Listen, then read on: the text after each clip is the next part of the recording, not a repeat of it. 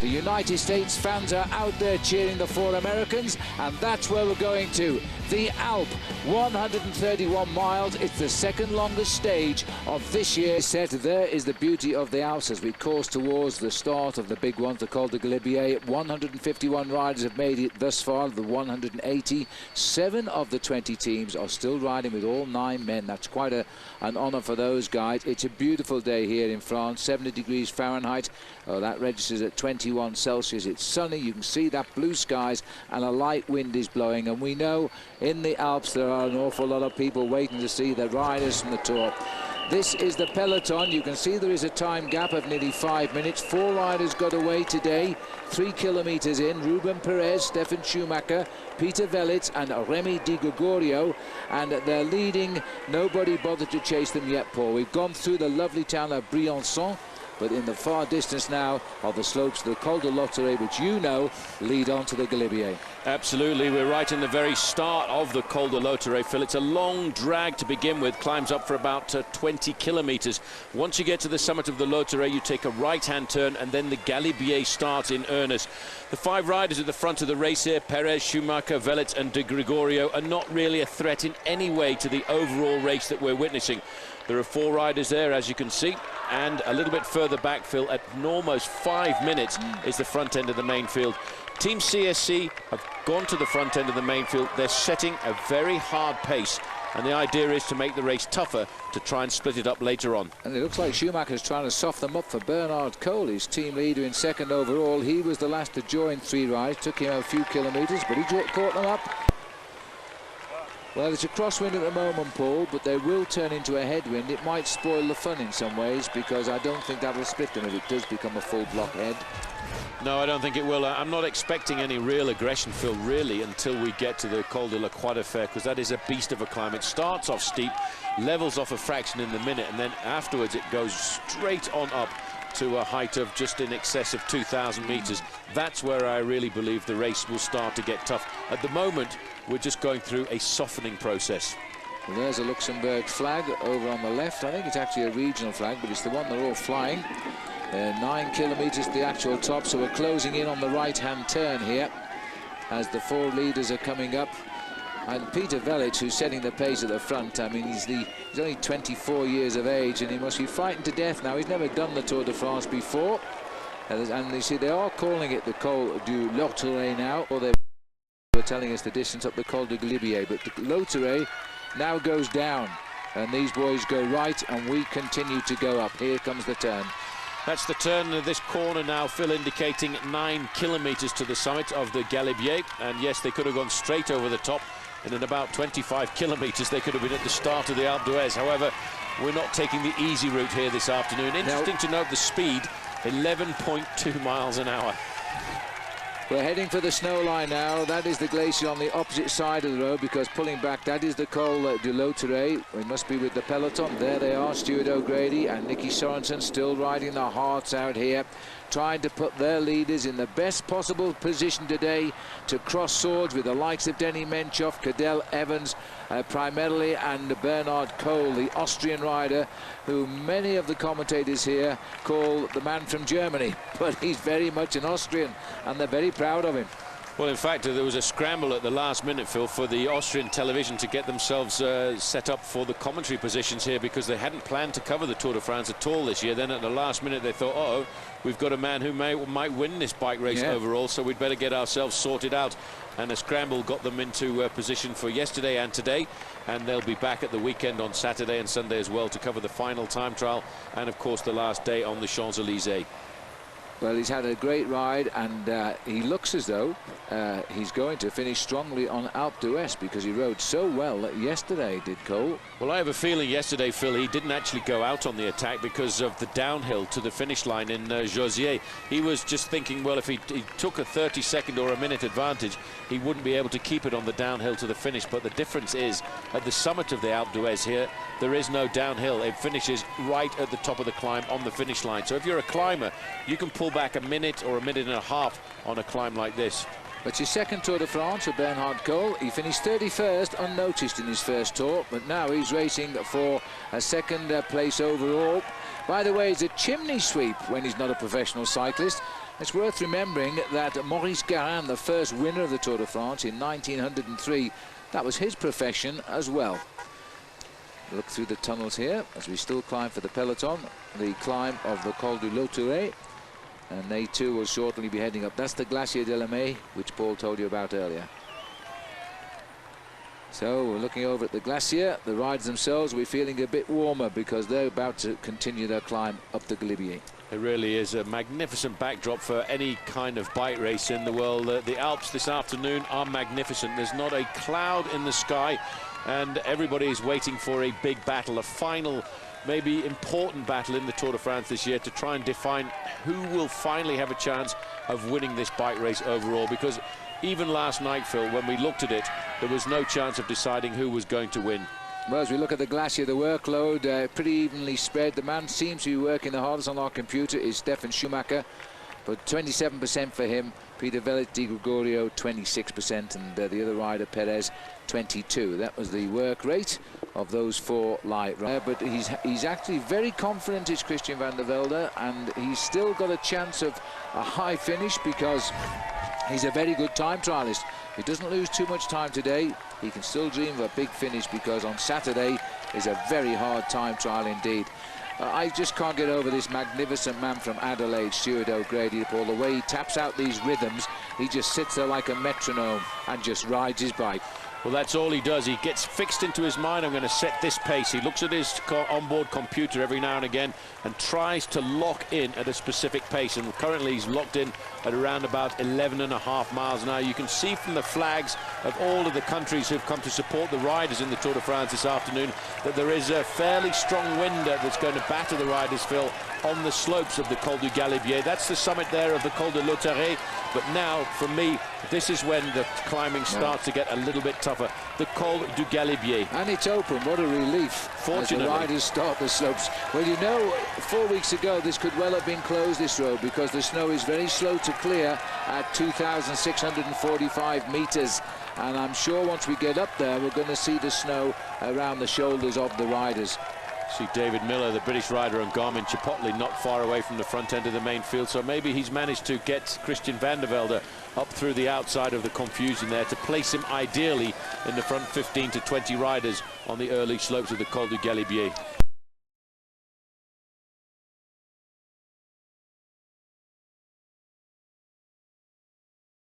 Shoulder. These are the four leaders down there. They probably can see the long caravan of the Tour de France, because just over the shoulder of Schumacher was that right-hand turn. Well, it's a long way down into the valley. It really is a magnificent climb, especially when you see the Tour de France on a day like this. Look at that. That is a mountain. That is a climb in the Tour de France. That is what the legends of the Tour de France are written about. Well, we can commentate on the Tour every year, and you can never get tired of such a view as that. Massive crowd lining all of the last sets of the Col du Galibier, and the steady progress of the Tour de France on our left-hand side there. Well, if you just look to the bottom of the picture, you can see the main peloton. If you look to the top, you can see the cars moving along the top line there, and that's the difference that separates the main field from the breakaway group of four riders, and that's probably around about 2.5 kilometers distance, Phil, on this climb. Oh, 5 minutes and 16 seconds, whichever comes first. Now, because this looks as though Romain Feliu, 124, is beginning to struggle. He was off the back. There's 5,000 euros for the Souvenir Henri Desgrange at the top of this climb, because Henri Desgrange is the man who was responsible for the first Tour de France in 1903, and they always give a special memory prize in his memory. 5,000 euros is a lot of money, and well, they're packing them in down there, aren't they? But they must be the only things that aren't interested in the passage of the Tour de France right now. Well, I have to say, it's almost in the shape of France, that, isn't it? It almost is, and I don't know how they managed to do that. I have a friend who wrote to me the other day and said, I've really enjoyed the cheeses and the wines that we've been going through in France. He said, but can't we have a little look at the livestock? Well, there you go, there's some sheep.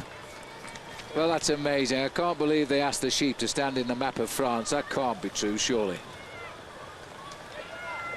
As we look out across here, now watch the riders on the Col du Galibier. The sheep are responsible for keeping that grass down, and there is the Tour de France. This is the barren slopes here of the Galibier. There's the toiling peloton. The pace just right for a lot of people, it seems, at the moment. And the reason being, of course, we're heading to the Col de Croix de Fer, which is 30 kilometers long, much steeper, much narrower. Usually a big crowd on the Alp. We're certainly going to get a decision, I think, on the Croix de Fer, and those leaders will go to the Alp. Well, the headwind might be ruining the attacks here, or any planned attacks at the moment, Paul. But there's no doubt Romain Feylieu, who took the lead at Nantes and held it for a day, is in trouble. There he is, 124. His teammate just in front of him there is Freddy Bichou, who's also had a pretty good Tour de France as well. Yes, I think Team Agri-Toubel have had an awful lot out of the Tour de France. They've been very close to getting themselves glory, especially with Romain Feylieu, who was on a couple of occasions very close, Phil, to actually winning a stage. And let's not forget, he did get himself the yellow jersey in the first week of the Tour, which for him was extremely important. It was brilliant for him, it was brilliant for France, it was what the Tour needed as far as the French were concerned. Big cheers from the spectators here, even though they support a French team that's not represented in this breakaway, Bouygues Telecom. They're going to shout these riders to the summit of the Tourmalet, listen, of the Col de Galibier. And there's the Scottish flag there, looking for David Miller. Well, he's in there, in the centre of the pack right now. By the way, this is one of the famous passes in the Alps, which for many years has been used not only by travellers, but also by armies as they travelled, whether it was from Italy into France or across up towards Austria. It was first used in the Tour de France on the 10th of July, 1911, and I'm sure you knew that. No, I didn't. I'm always relieved that you can know all these things, to be honest. But it's the second highest pass compared with the Col d'Iseron, which is over by Val d'Isère when you get onto that one. Yep, that is in the Great Alps, and it certainly is. The Col d'Iseron, by the way, is 2,770 meters. We're once we go over the summit of the climb here of the Col du Galibier, we actually drop into the department of the Savoie. It's one of my favorite departments of France, for sure, on the borders there with Switzerland. But now the peloton, you see, they are riding quite quickly, but they're not breaking the peloton up, which indicates that this is not putting too many people into difficulty today, the Galibier. But with what lies ahead, they don't want to commit suicide on the first ascent, because the next two are going to hurt even more than this one. Narrow climb on the Croix de Fer, and usually big crowds towards the summit as the riders start the climb here. 5:41 the gap, 134. And Remy Di Gregorio, the guy at the back here, is doing a lot of work. He's a very good climber, and he rode extremely well yesterday on the Pyrenees on the Col de Tourmalet on Bastille Day. When we keep getting the amount of work that's being done, Phil, in fact, strangely enough, it's De Gregorio who seems to be doing the least amount of work to the success of this breakaway. Now, I feel in the back of my mind what he's probably thinking about is forward to the Col de la Croix de Fer, because he's looking, I think, for a long raid through the mountains. He believes that France can get themselves another big mountain victory. Another little interesting statistic, yesterday was only the 20th stage win by the French in the last 10 years. Yes, it was. 133 kilometers to go. Second longest stage, do not forget, of the Tour de France today. They couldn't have chosen a more harder route, I don't think, as the riders continue. Hand up there, and that is Marcus Burghardt of Team Columbia. Probably wants a drink at this stage of the race. And there are the barren summits, which we don't have a road up, which is rather thankful for the riders in the Tour de France. Little problem for Ruben Perez here, tries to hold tempo. Look at that flag up front there that whips across from the left. I guess Schumacher stealing the points to stop anybody else getting them, because of his teammate Cole is the leader in this competition. Yes, he also probably, Phil, wants the glory of getting 5,000 euros into his back pocket as well as they accelerate up towards the top. De Gregorio, you might have noticed him there just taking on board a newspaper. That's because he'll put that up his shirt, and that helps prevent him getting too cold on the downhill. Schumacher is not letting anybody challenging him here as he goes over the top, first of all to take maximum points, but probably more importantly on a day like today, Phil, is to get to the souvenir Henri Desgrange. Yes, and he takes 5,000 euros for that. And he's on the attack again, doing exactly what he did yesterday on the Col de la Lombard, being first over the top. Bit of a counter-attack here from I think it is from Girouca. Well, looks like Girouca, Ahmed Girouca, the youngest rider on Euskaltel-Euskadi, and he's trying to set himself up. And Bernard Cole with Fabian Wegman alongside him. Now, This is a very interesting move here, because they're probably allowing Bernard Cole to go clear off the front end of the main field, because they think, oh, well, maybe he's only going to go and get the King of the Mountains points that are still left available. But if he goes over the summit with a 30 or 40 second advantage, this is the kind of move that Richard Virenque used to make in the old days and keep going over the top. Well, there's Thomas Voeckler just shocked from the inside there as he shot through. They're going to have to chase him down, I think, because he's getting way up in the King of the Mountains competition. They're racing for 5th place, which is 12 points on this climb. And I think they're not going to catch that man. They weren't expecting, but Weckman's decided to run at him here. Voeckler, don't forget, moved up into 3rd place yesterday. 12 points will give him 67. But that, and don't forget, Cole is scoring well anyway, so he's not going to close in on him. Well, there's 30 points separating Thomas Voeckler from Bernard Cole at the start of the day. Somehow, Phil, I'm not sure that Bernard Cole is going to allow Thomas Voeckler to get that, because he's gone straight by him there. They wiped him out. He went too early, and Bernard Cole might get a little bit better. Yep, he may well get a little bit better, and he's also, let's not forget, got a teammate to help him out there, Fabian Weckman. They're opening up a little bit of a gap here, which could cause concern for Team CSC, as you can see. But look who's come with them. John Lee Augustin again, the youngest man in the race in red. Not concerned at all about the fact that he had a very nasty accident yesterday. There is the Souvenir Henri Desgrange for the main field as they go by there. 1 kilometre to go to the summit. A hand up there for one of the riders here from George Hincapie's team. Gerard Cholik. But John Lee Augustin in the mountains here on the hardest days is advertising himself for a top job on a top team here, because he is a brilliant young climber and he's shown that to us. He may well have won the stage yesterday had he not crashed on the way down the mountain. He's too modest to say that, but he was right there and right with a position to do so. Well, obviously Fabian Weckman, national champion of Germany on the front there, he was involved in an accident yesterday, because he's pretty well bandaged up there. There's a couple of riders coming across the gap at this point, because obviously they're somewhat concerned about allowing a man like Bernard Cole to go free like this, Phil. After all, he is in 2nd place in the overall standings at 7 seconds. Well, there's a dizzy sight as we come up towards the top of the Col de Galibier here. No guardrail on the right. And here are the riders who really initially broke away to win the points at the top, but are gaining a little bit more than the peloton usually likes to see. So as we head up towards the summit, it might be a good time to check in with Matt White, see what he's got to say. Very good job, everyone. Stay out of the wind. We're going to save it for later on, guys. But remember, I know I sound like a broken record, but it's a long stage today. Fluids are very important, and food as well, guys. Always think about the next climb you're doing, for the eating for the next climb, for the next 30 minutes, the next hour. Yeah, absolutely right, Matt. Matt's always eating, but he's not even using any energy. Every time we go there, he's always having his lunch. Anyway, Matt White in his first year as a team director, and he's really enjoying that job. He's a very colourful bike rider too, as Matt from Australia. But there's the steepness as they all race up towards the top. 3 minutes 50 since the leaders went over. And this is the dash for the barren heights of the Col du Galibier. This is the face of Weckman, the champion of Germany, who's ready to move over when he can. But watch out for John Lee. John Lee is beginning to enjoy these climbs in the Tour de France. As he starts to go up, he came up into 4th place yesterday in the mountain, so every little helps. Well, it certainly does, but this is the acceleration of the man that everybody, I feel, is a little bit scared of, Phil, in the Tour de France this year. Bernard Cole, he looks over his shoulder. He's cracked, John, I think, there. Well, he realises this young man from Austria has got a great acceleration. This bodes well, Phil, I think, for the showdown we're going to have on the Alpe d'Huez down towards the end of this race, because he's looking so easy, Cole, here, and I wonder if he's got a big attack left in him. And here comes Thomas Voeckler. But look at that, he just took 6th place, Voeckler, there.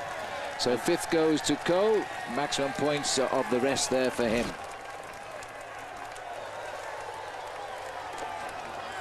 So John Lee Augustin, the little South African young man, is not little, he's quite tall actually, who yesterday went right over the mountain on his face, slid through the rocks. His bike never stopped falling down a similar slope to the one on the right of our picture.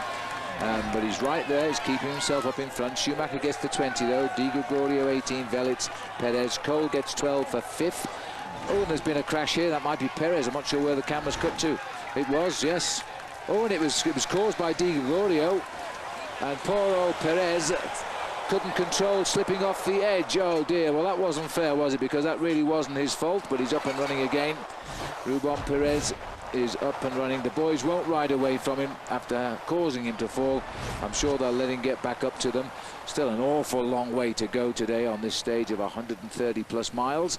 79 miles and 2 major mountains still to come. Well, it's a long chase back. Well, let's see if we can show you the overall standings now. There they are. Cole has got 97 now. Augustin has moved up 1 place over Lang to 61 points for him as a result of that. And Voigtler has gone up into 2nd as a result of that King of the Mountains. So they're all lining up behind Cole, but he's got a nice lead there.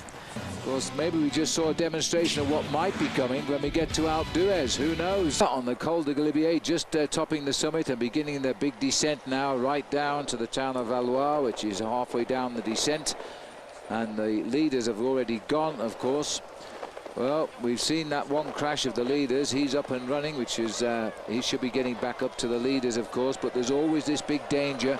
You see that slope off to the left of the peloton right now. Well, you go back yesterday, 24 hours, similar slope on the left. Watch the second rider. That was John Lee Augustin. He never looked like turning around that corner. His bike just never stopped. It went on and on and on as he watched it go. He came back okay, believe it or not. This man had to wait, though, for nearly 5 minutes. That's where he finished behind there as he scrambled back up, but there's no bike, of course. And just moments ago, this happened to Adam. No, we're back with the leader here. That is Ruben Perez, who's just had to correct. He's crashed at 83k. He's chasing the leaders down now. He's okay. And that was a foot on the ground there by Di Gregorio, but he corrected it in time. Peter Velits went on the inside and nowhere to go for poor Ruben Perez. And this is now Thomas Voigtler here. Adam Hansen also falling on the descent. He's okay as well. This is now a big chase down by Thomas Voigtler. Oh, and there's the crash again. And that is Adam Hansen on the floor. Well, they're all going down the same corner. It's quite clearly very, very acute just on that bend. But if as long as they fall away from that edge, it's a rider from Agri-Tobel on the floor. I think it's Freddy Bichot over on the far. That's it, Freddy Bichot riding away there. Well, fortunately, they're just tumbling, but they're not hurting themselves, which is what we don't want. And this is Thomas Voigtler. He's got away on the top of the climb. We've seen he's moved up into 2nd overall in the King of the Mountains, and he's kept going. And he's absolutely flying down. It's a pity we can't see more of him because he really will show you how to go down mountains.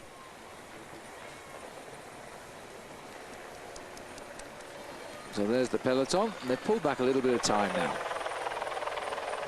Well, all of these diversions, Paul, of riders falling off all over the place, they're starting to bring back the leaders. But this is Voigtler being joined now.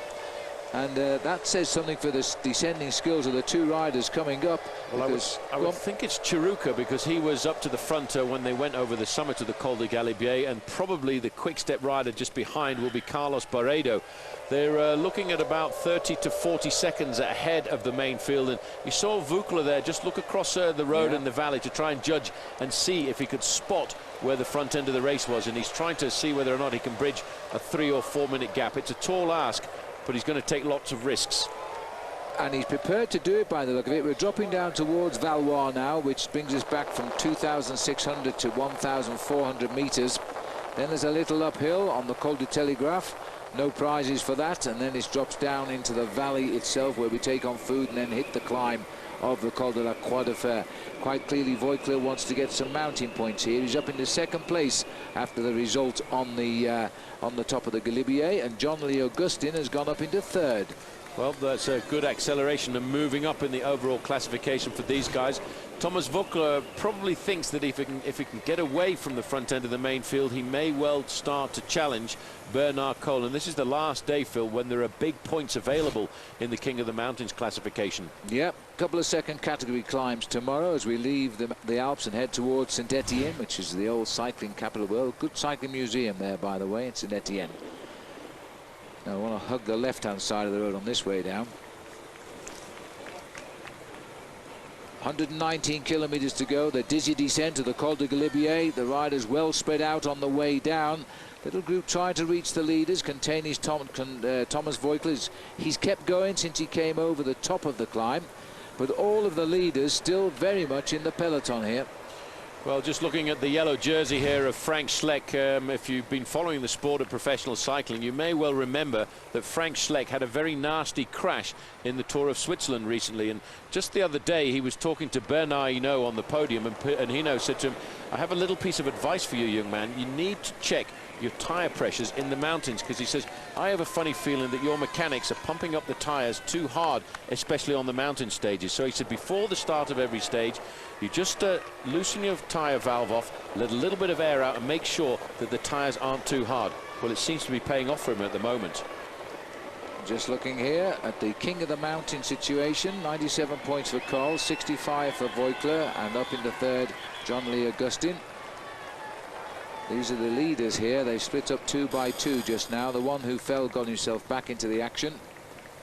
These are the 3 pursuers at 118 kilometers, led by Voigtler, who likes to see his own way down the mountain, doesn't like to be accompanied by anybody. But these 2 riders have caught up the leaders here. One is Carlos Peredo in the white, and the other one is from Euskaltel Euskadi. And it looks as though it is Ahmet Jireka who's also got on the back here, Jiruka, who was voted the last year's most aggressive rider overall by the journalists and writers in the Tour de France. And they are flying down. Just watch the descent here. Voigtler, they just can't match Voigtler. He's out in front there. Peredo's not a bad descender, but Thomas Voigtler is very good. Now, what's going on here? That's Schumacher telling Perez to hang on for the other 2. We need them. I think Perez there was being told by the leader, Schumacher, yes, to wait for the other 2 because we need them for the next climb. No point in descending away from them. Well, Schumacher, Phil, probably remembers yesterday when he tried to ride away from the main field completely and utterly on his own. And he's realized today that if he needs any chance of success, he actually needs to have these guys to accompany him through the valley roads in between climbs so that all of them can work together. Well, Peter Velic, the under-23 rider, world champion, is on the front. He's gone off to the left now. Di Gregorio goes through and does a little bit of work. They've got themselves organised again now, as they're not far out of the town of Valois, which means they'll soon be on the little hill of the Col du Telegraph. Just watching down there now. This is the peloton reforming on the descent as they drop down. All is well so far. The maillot jaune is there, and that was what happened. Almost shocked me that. That's what happened earlier on. Adam Hansen down as well. We'll take another break. Rejoin there. Monsieur de Grady had spotted it, and he was warning about it. 108 kilometers to go now. Well, these riders on the Col du Telegraph, but it's not a steep climb. As you can see, they're on the way down here just at the moment. They're heading towards the valley before they start the climb of the Col de la Croix de Fer. No change here. They're not a friendly bunch today, these 4 riders. They have been counter-attacking and blocking. Schumacher has seemed to want to go away from him. He's at the back at the moment.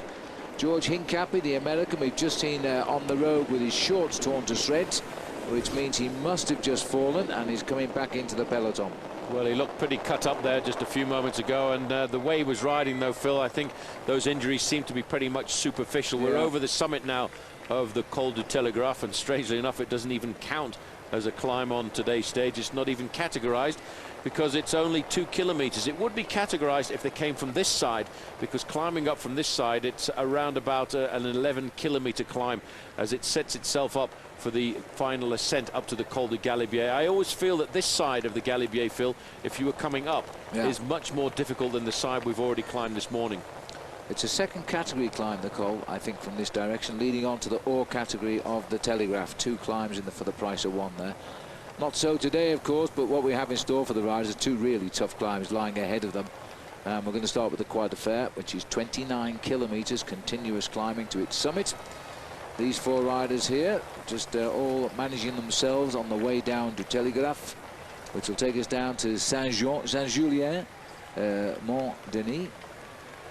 There's the names, Perez, Schumacher, Velic, Di Gregorio. I think Di Gregorio here has lost his bottle a little bit, Phil, after that after that close call he had on the early part of the Col de Galibier's descent. He's going into those corners, and he's taking the wrong line every time. Hincapie's managed to get himself back into the main field. He'll be a little bit shaken up by that accident. Yeah, he's ripped to pieces. Not far from the top of the Telegraph. Fairly steady average speed for a mountain stage today, 21.33 kilometres an hour. And we'll probably won't get much quicker than that all day because of the climbs to the finish to come. And a lot of guys happy with the situation right now. Marcus Berghout dropping back there, probably to ask his captain George how he is. Yeah, oh, look at this too. That was Adam Hansen who fell too. Yes. Yeah, well, it just goes to show it's a dangerous day. You have to pay attention all of the time. Hincapie a little bit upset yesterday, Phil, with losing out by about 30 seconds over the summit of the climb. He actually said that he felt that he had enough in his legs to catch up on the descent, but I don't think he expected the descent to be quite as fast and vicious as that, because he was looking at possibly adding a second stage victory to his win in Pla d'Adet back in 2005. And yeah, it's amazing to look at Hincapie as a professional athlete, Phil, because he's participating here in his 13th Tour de France before lining himself up for his 5th Olympic Games in 2 weeks' time.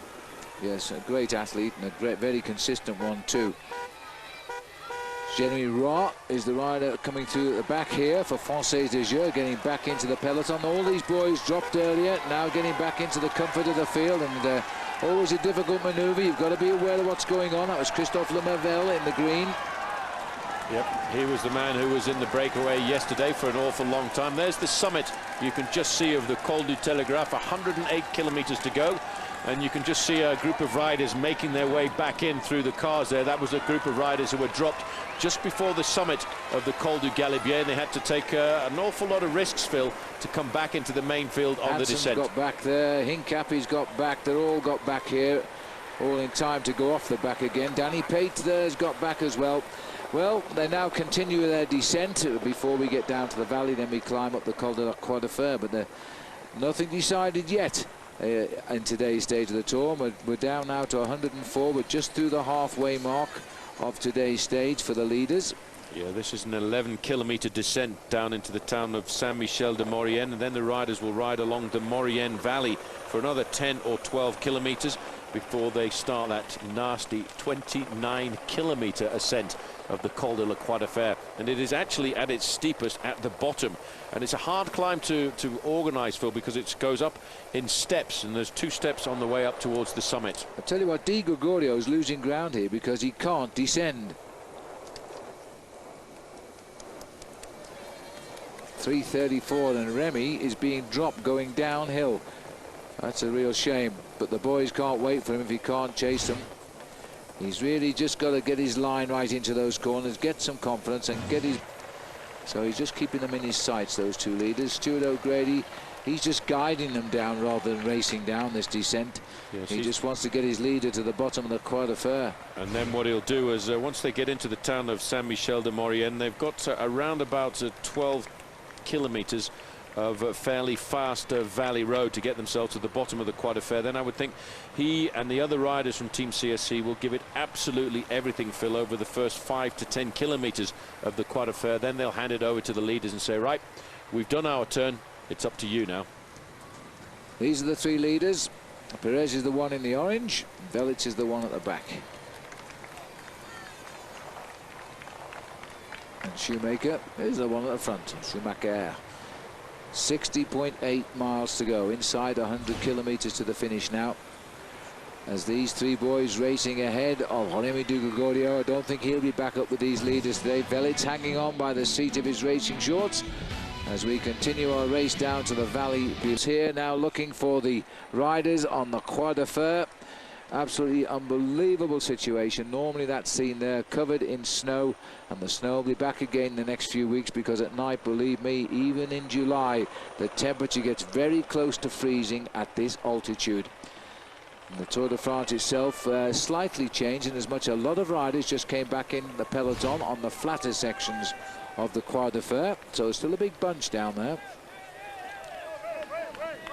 Enjoying the sun with the parasol as we're looking here at the 2 leaders. 3 minutes 40, Schumacher and Peter Velits. Velits from Slovakia, and riding all the time now on the front. Schumacher contributing nothing.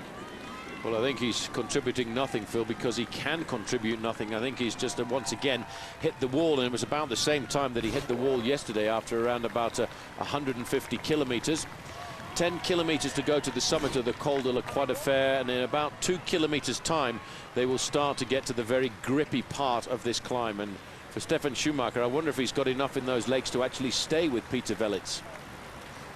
Well, there's the riders crossing a bridge. You can get some idea from this shot how many riders have come back onto the back of the peloton. It's quite a big bunch now. Still all CSC doing all of the work. Looking down there, I think we've got Popovic back in this pack. Well, no, he's here. Oh, he's right. just about, he's coming back now. I'm hoping he's just about to get himself back onto the tail end of that group there, because it is very important for Cadel Evans to have a man like Jaroslav Popovic alongside him. But it just gives you an indication of how tough the pace is that's being set at the front there by, of course, Fabian Cancellara. This is rather sad to see, This because is John Lee Augustin, I was going to say he is having a hard time, Phil, because of that pressure. You can't blame him really, because at 21 years of age he doesn't have the strength that you get from riding 2 or 3 Grand Tours in your legs. There's one of the local bears clapping on the way here for the 2 leaders at 3:26. Still, it is just Velits doing the pacemaking. Well, John Lee there just needs to hang in. It's a tough day for him, and he's still got to climb Alpe d'Huez. Looks like a nasty case of measles there for the local cow. But Velits calling for a drink, I should think, here. Yeah. So cruel. We're still a long way to climb to the top of the Croix de Fer. We top out at 156. We've done 145.5. End of Ruben Perez either, Phil, because he's only about 10 or 15 seconds ahead of Fabian Cancellara on the road. But Schumacher there, he did well. He did well to pull himself back up, and I'm pretty certain he probably got the professional bottle there, the bottle that accelerates you up to about 60 kilometers an hour for 10 seconds. There is Ruben Perez. Job done, day over. Yes, watch over the shoulder, Ruben, because we're back. Oh, there we are. That's it. He's back in the fold. 2 versus the rest now. 2 of the original 4, and Cancellara doesn't look at him. He just puts his head down, thinks of the rhythm in those big legs, and concentrates on just riding a pace that hurts everybody. Look at the riders further down the line. They're groveling to grab wheels here. He's got them under pressure. There's a lot of riders under pressure, Phil, in this group here this afternoon. The men who are looking to do something later on there, you can just see the white and the yellow jersey locked together. 2 brothers in arms this afternoon, Andy and Frank Schleck. They are thinking about trying to win this bike race for Luxembourg. And behind the man who might spoil the party, Bernard Kohl. A lot of people are concerned about Bernard Kohl, the Austrian rider, Phil, because they have no idea how good his climbing ability is going to be on the slopes of the Alpe d'Huez. Yes, it's going to be a very intriguing ascent on the slopes of Alpe d'Huez, that's for sure. The gap down to 3 minutes and 2 seconds now. These 2 are all that's left in front. In that back group, we've got Cadel Evans, of course. We've got Carlos Sastre, Cancellara, Andy and Frank Schleck. Ruben Perez is there. Bernard Kohl, Denny Menchoff, all the heads are in that group. We've seen no weaknesses from the men who have dominated this Tour de France yet. Another rider cracks. Perez goes out of the back now. Can't keep up, neither will he try to. He's got to get to the finish. He's had his moments in front of the cameras. Now he has to beat the time limit, but there's a lot of riders behind. So the thing I can hope for Team CSC is they know what they're doing here this afternoon, because this group, Phil, is starting to get reduced in numbers. Menchov looks to be suffering a little bit down towards the back of that group, and finally Fabian Cancellara has disappeared from the group. Damiano Cunego is about to go. Yes, he's hurt, Damiano, and that has to be expected. He's fallen a little bit below what we expected from Damiano Cunego. Johan van Sommeren is going to be the next man to go. That's 1 man less for Cadel Evans. It's destroying almost everybody. Now, the only reason they can set a pace like this, and the only good reason to do it, is if their climbers, Frank Schleck, Andy Schleck and Carlos Sastre, are going to do something a little bit later on. They've still got 2 men left in the fold who can work for them. Kurt Atle Arvidsson now has to commit suicide for the team. He's got to throw himself into this pace. But the only reason they can do this, Phil, is if the climbers have got the acceleration to go away later on. Otherwise, it's a waste of energy. It is going to be every man for himself on Alpe d'Huez now. These boys are looking for the 5 kilometres to go to the summit. That bunch now has really thinned out, but and there is the 5 kilometres to go. That probably is for Peter Velits, is it, or is it for the group here? It's for Velits, yeah. He gets the 5 to go. He is riding to a wonderful climb here to take the points at the top. That the battle for the Tour is still here. Christian van der Velde looking extremely strong now. So too Cadel Evans. Question mark, according to Paul, on Denny Menchov. Sastre is looking good. They could be just left together on this mountain when we go to the finish. Well, in fact, Denny Menchov has moved right up to the front end of the group there along the side of Cadel Evans, while Fabian Cancellara, not surprisingly, Phil, disappearing from the front end of this group. He has ridden an unbelievably solid race here. Botcherov disappearing there. Nicolas Vaugondi is doing, I would have to say, probably one of the rides of his lives here to try and stay in contact. Here is big Jens Voigt. Jens Voigt there and hanging. Only just hanging, though. Yeah, he's still hanging. He's about 6 kilometres from the top of this group now. Still a hard section of the road to come as they all start to shed now. We're getting to a very select group of riders. If you look at those orange jerseys, by the way, the man we're not expecting to see is 131, Denny Menchov. There goes. Carlos, no. Panic. It was Looked like 11. Gustav. What it's doing now, Paul, we're going to be left with the 2 Schlecks and Carlos Sastre, Cadel Evans, Denny Menchov, Christian van der Velde.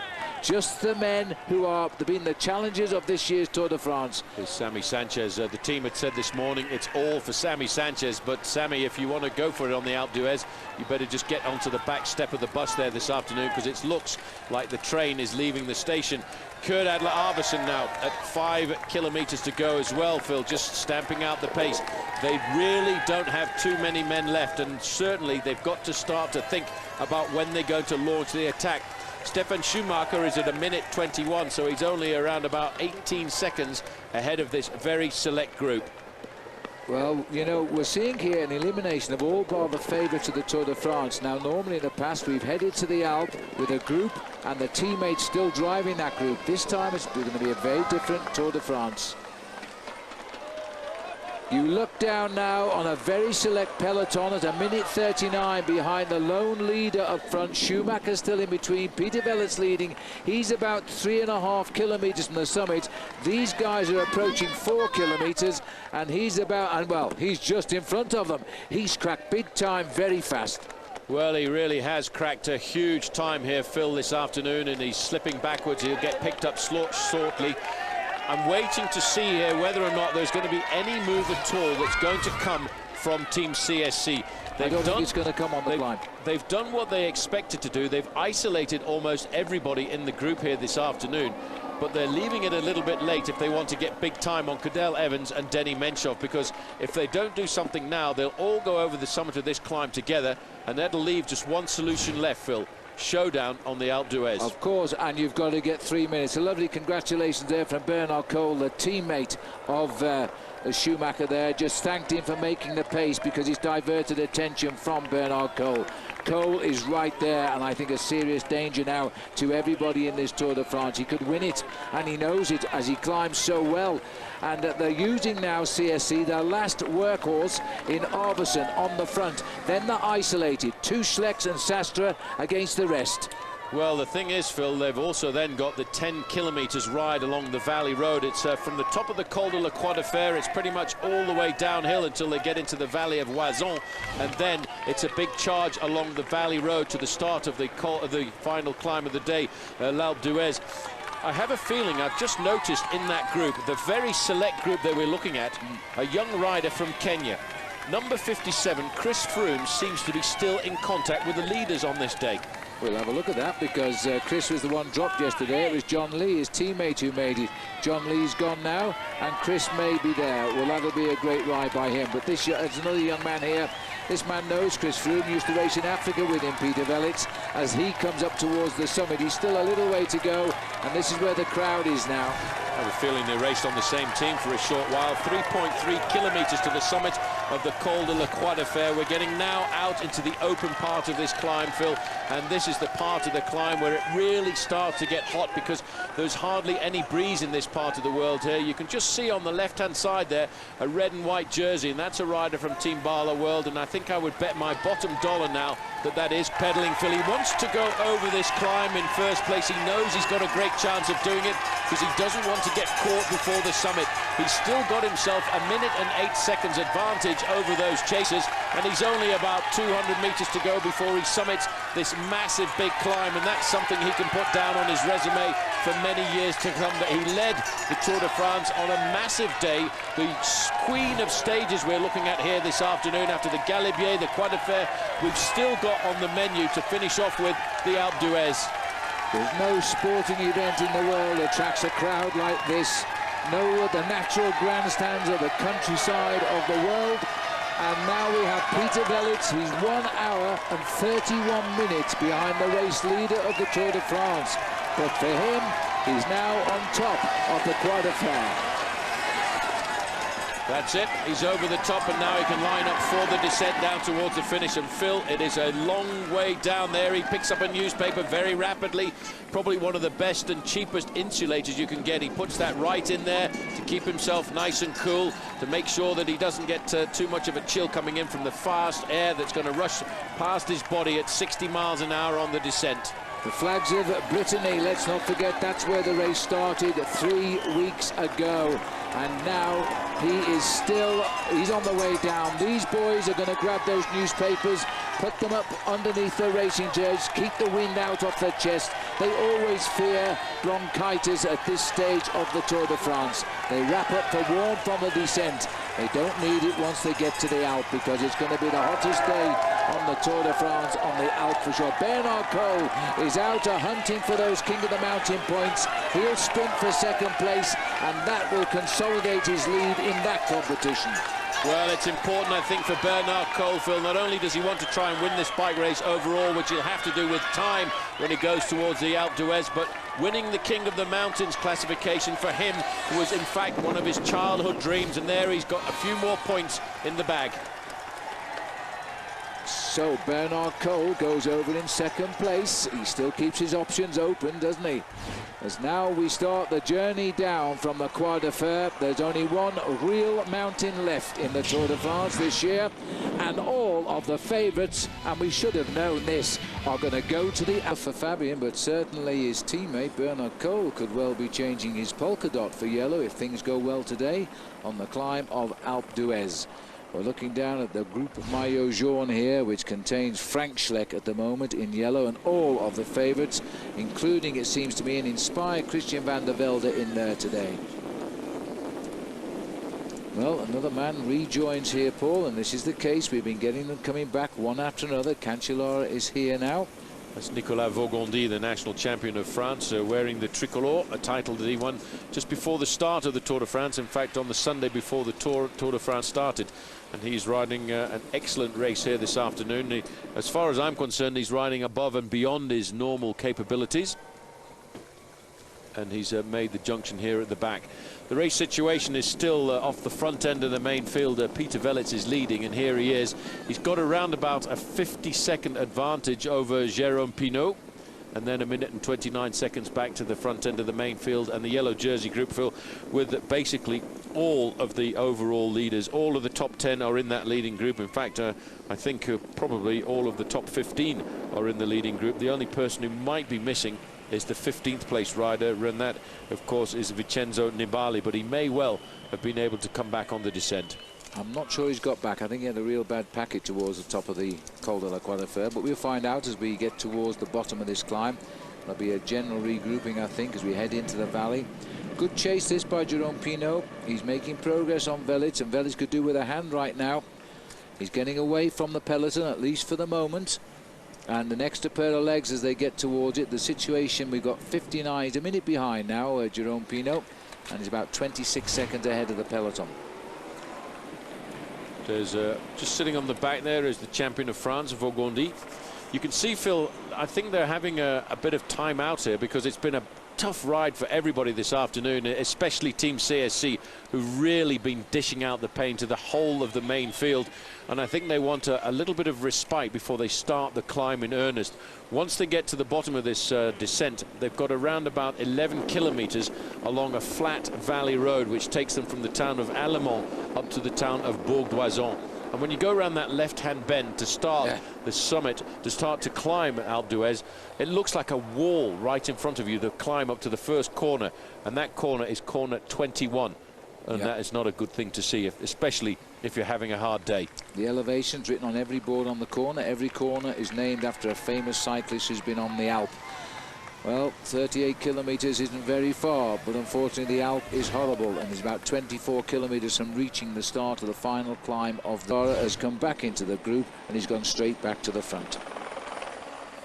So as we speak and as we look at these guys now, I can tell you up front, Jérôme Pinault has crossed the gap, has joined the leader Peter Velits, and between them trying to open a gap of just under 2 minutes. So 2 riders up front now.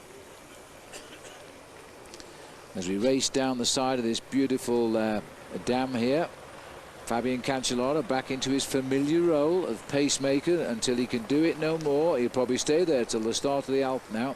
Well, this casts my mind back to the Team Discovery Channel, US Postal Service, when they used to sit on the front end of the main field like this and lead up to the foot of Alpe d'Huez. And this afternoon, it's any one of 3 for victory, I think, from Team CSC, because 3 riders from Team CSC have not done any work in the pacemaking at all, and that's Carlos Sastre, who's looking for the big move here this afternoon. Frank Schleck is looking to try and win, as he did a couple of years ago on the slopes of Alpe d'Huez, and Andy Schleck proving to be the far superior climber to his brother.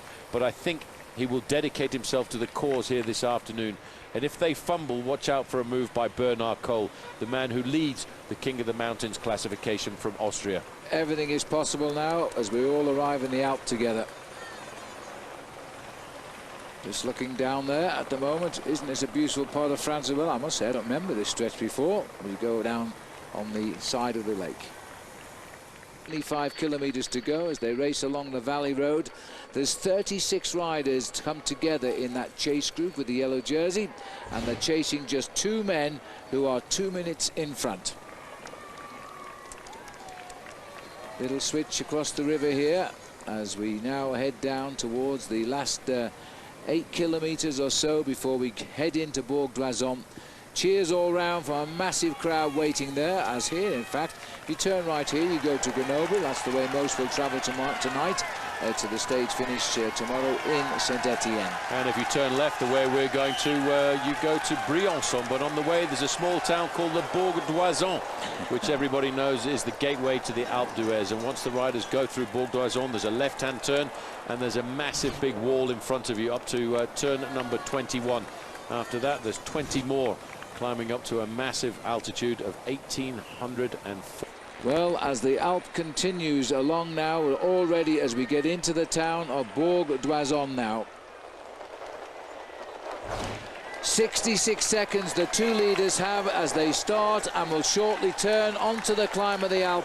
15 kilometers. We start the Alpe in a minute, Paul, that we get a lead with 2 riders of only 63 seconds.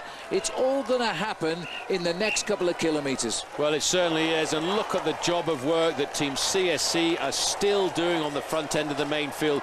Those riders who were dropped on the Croix de Fer, they came down on the descent, and now once again, Phil, as they go through the sprint point here, they are sacrificing themselves for the 3 leaders. The 3 leaders are Frank Schleck, Andy Schleck and Carlos Sastre, but they haven't done anything to get rid of the men who challenge them, like Menchov, like Evans, like Van der Velde, Kim Kirken, Valverde, Sammy Sanchez. They are all still in this group, but I don't think after the first kilometre we'll have a big group left.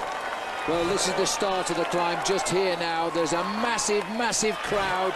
It lines all the way to the first start of the 21 corners to heaven, 14.4 kilometers. Can you imagine how those riders feel in the chase now, knowing that if their body responds in the way they hope, they could win the Tour de France by the end of this day?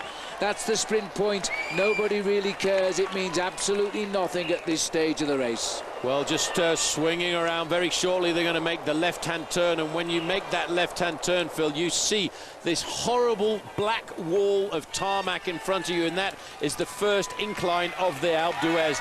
Everybody is here. There's the indication, 13.8 kilometers to go to the summit, and very shortly they'll make that left-hand sweep, which will show them that black wall in front of them, and they'll probably go, oh my gosh. These people have camped here for a week. It used to be a day. Then when the Alp caught on, it was 2 days. Now, if you're not here for a week, you won't get the spots because they will not give them to you. They have come down here. They've waited patiently. All the signs are in English here now because so many nations are watching this race who speaks that language. There's the peloton. They're about to swing on to the Alp now. And how much longer can CSC keep their domestiques on the front? Scuttling up the outside there, I noticed Denny Menchov and his team trying to place him in the ideal position for the start of the climb. You can see the big, tall figure as well of Johan van Summeren. He is reported present and correct for Cadel Evans. Swinging off there, Kurt Adler-Arvesen says goodbye, friends, as Jérôme Pinault leaves Peter Velits behind. But behind them, Phil, at only 51 seconds, is the front end of the main field. Well, this is all for everyone now. The man that can knock the other one out will win the Tour de France. Cadel Evans knows his best chance is to concede no time, but he can afford to concede a little bit. Christian van der Velde, he looks good today, but he needs to gain time. Jérôme Pinault has cracked here, 50 seconds and 13.4 kilometers. There's no little ease into the Alp. It bites you straight away. It's steep, it's hard. And there is no pardoning either, because the Alp never gets easy. There's no flat part to the Alp, as we can see now the face here of Vladimir Gustov. He's going to give everything he can finally to try and set his men up. I have to say that Andy Schleck looks very comfortable there. Carlos Sastre knows he has to go. And Sastra's got Menchov on his back wheel. Here comes the kicks from the stars now. This is the moment of truth as the others drop away. Lawrence ten Dam drops off, but his team leader is there. Menchov is marking Sastre. Sastre needs big time. He's gone from the bottom. Well, he knew he had to do this. That was the only thing that Carlos Sastre could do. But look, Phil, how calm Denny Menchov looks here this afternoon. And behind, it's a little bit of tactical work going on for Team CSC, because they're saying, Evans, if you want to move, you've got to chase him down. And Cadel Evans knows that. Moving upside the outside, Johan van Summeren, Phil, all of a sudden has found something special to go up there and help his leader. Well, Sastre needs time. He's got to go. He's gone early. Denny Menchov had him marked well. He's gone with him. But Cadel Evans, helped by a teammate who cannot stay with him very long. Damiano Cunego's had enough. He's gone off the back. Cyril Dessel, the winner yesterday, he's just been blown away. George Hincapie, Kim Kirken rather, is struggling under the pressure. They must have known the pace would go as immediately this climb started. They've caught Sastre back. First attack has failed. Well, again he goes. Carlos Sastra's got something in his legs here this afternoon. He wants to go alone, Phil. He does not want anyone on his back wheel, and Menchov is looking with a much bigger gear to try and pull Carlos Sastre back in. Well, Menchov read the first one, but when you are a pure climber, you can do what others can't do. You can relax and accelerate for a second time.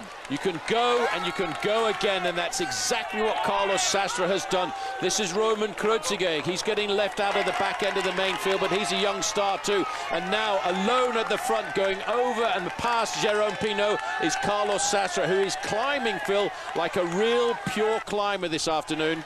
Well, he is the man with the stamina. He's had a third-place finish in the Tour de France the year that Floyd Landis was disqualified. He's had a fourth-place finish. Sastre now needs 49 seconds to pull on the jersey of his teammate, Frank Schleck. There's no reaction from Schleck now. Mario Ertz is the rider on the front, doing what he can for Evans as long as he can. Well, Carlos Sastre knows, Phil, that if he wants to get his one chance at a shot at winning the Tour de France here this afternoon, he's got to get time. But he doesn't have to get seconds, he has to get minutes. And Mario Ertz there is doing the greatest job I've seen him do in the Tour de France for some time, as he sets the tempo on the front. But they're all now leaving it up to the man who they're a bit concerned about, the man who was scary on Prato Nervoso, the man who leads the King of the Mountains classification, Bernard Kohl. But he doesn't have it here this afternoon. afternoon. He swings off and says to Frank Schleck, you do it. Schleck says, I'm not chasing, that's my man in front. Well, this is around the point where Lance Armstrong said goodbye to Jan Ullrich and then continued to the top. But look at this now. Is this David Moncoutier, is number 188 at the back to the front here, as the riders crack. Jerome Pino is now been dropped here. Sastre knows he's made his move. Now can he hold it? It's an awful long way to the top and it never ever levels out. Well, a lot of riders getting help here from moves like this move by David Moncoutier. He's on his last warning with his team. If he doesn't do something in this Tour de France, his contract will not be renewed. Now he's trying to ride himself into the bike race. Here's young Chris Froome going backwards, but I tell you what, he's learned an awful lot today, Phil, about himself as Mario Aerts disappears from the front of the race. And Menchov, this... No, it's not It is Menchov, yes. Menchov, I thought it was struggling. A 2. Well, that's caught Denny Menchov. The man we thought might be holding something back is holding nothing back. He has blown on the Alp. Now the battle is strengthening. Christian van der Velde is still in that group there, while Sastre makes his bid. Yes, he is only 49 seconds off yellow, but he needs much more than that for Cadel Evans not to win the Tour, because Cadel will annihilate him in the time trial by anything up to 90 seconds. Well, you can see now Bernard Cole looking over his shoulder. Come on, come and help me. But on his shoulders, he's got the 2 Schleck brothers. They're just sitting, Phil, in the wings and waiting. They are hoping that their man, Carlos Sastre, has got the ability today to pull out minutes, not seconds, over Cadel Evans and the other favourites. David Moncoutier is back in the group, but this now is a group of the heads of state. Still, Christian van der Velde is there. Still, Cadel Evans is there. And Evans, Phil, I think now is looking to make the move. Well, Evans looks across here now because Bernard Cole, his head always nodding in this straight side motion, has got to the front here. Cyril Dessel looks as though he's back in this race at the moment. And Cadel Evans looking to climb now, locked in. He's marking the yellow jersey of Frank Schleck. He better watch out where Bernard Cole goes as well. Well, Bernard Cole is being put into a position today that if he wants to win this bike race, Phil, he's going to have to do something special. He dreamed about getting himself the yellow jersey on Prato Nervoso. Now he's got the polka dot jersey on his shoulders, setting a false tempo now, and it looks as if... attack. Yeah, that's AG2R going off the front of the group. Well, AG2, is this Dessel or Efekim? I can never recognise these two. As they start the attack here for AG2R, there'll have to be a reaction, but not quite so sinister, as they must chase back the race leader.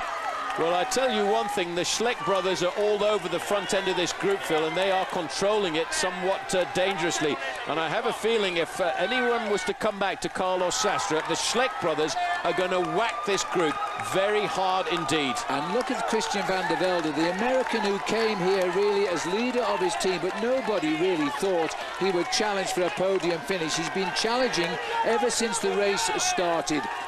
It's Vladimir Efekim, yes, who's in that group. The group consists of Cadel Evans, Andy Schleck, Frank Schleck, Valverde, Efekim, Bernard Cole, Christian van der Velde. The heads of this year's Tour de France are now fighting it out on the Alp. And it could be the winner tonight, will be the winner in Paris. And the yellow's gone. And Cadel Evans immediately reacts. Well, Cadel Evans, he knows he has to keep a very close eye on Frank Schleck here this afternoon, because this man, although he leads Cadel Evans by 8 seconds, if he gives him any more time, he knows he's got a very close chance. Look at this.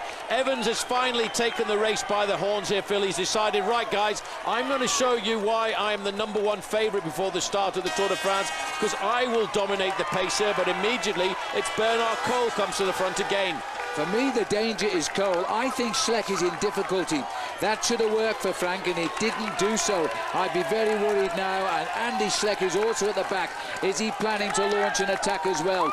A great move by Sastre. He had no choice. He had to go at the bottom. He needs a win by 2 minutes if he's got a chance of winning the Tour. That's what we think. That's what we think, and I'm sure that's what Cadel Evans thinks as well. The great thing about Carlos Sastre, Phil, is he is a magical climber. Sitting at the back here, though, is Chris Froome's coming back up here. He's coming back with Denny Menchov. He's pulling himself back into the bike race here this afternoon.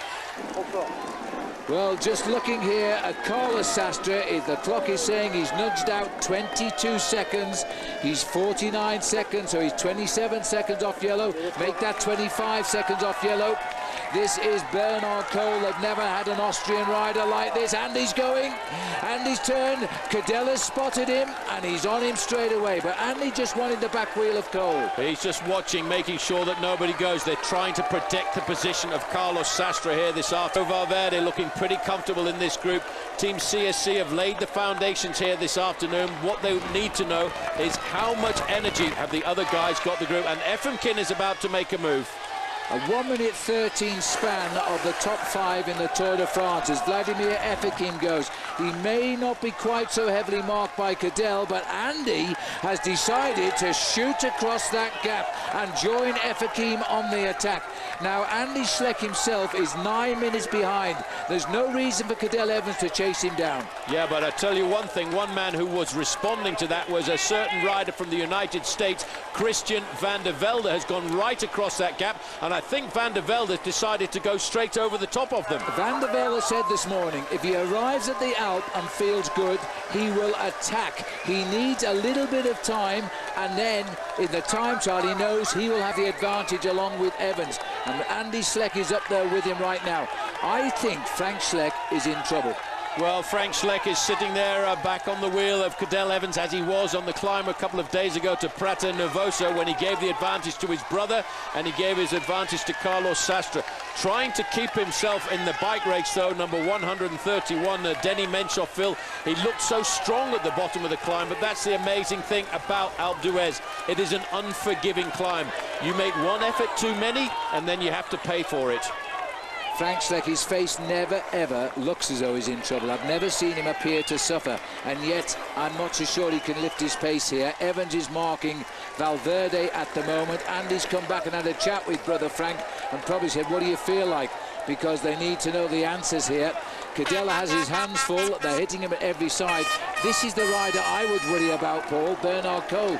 Cadel knows he can beat him in the time trial, but he won't want to give him much. He doesn't want to give him too much at all, and the amazing thing about Bernard Cole is he'll keep going and going. And as soon as he saw the impetus going out of that group, he decided to accelerate. But look at the way this man is pedaling here. Carlos Sastre is now inside of 10 kilometers to go.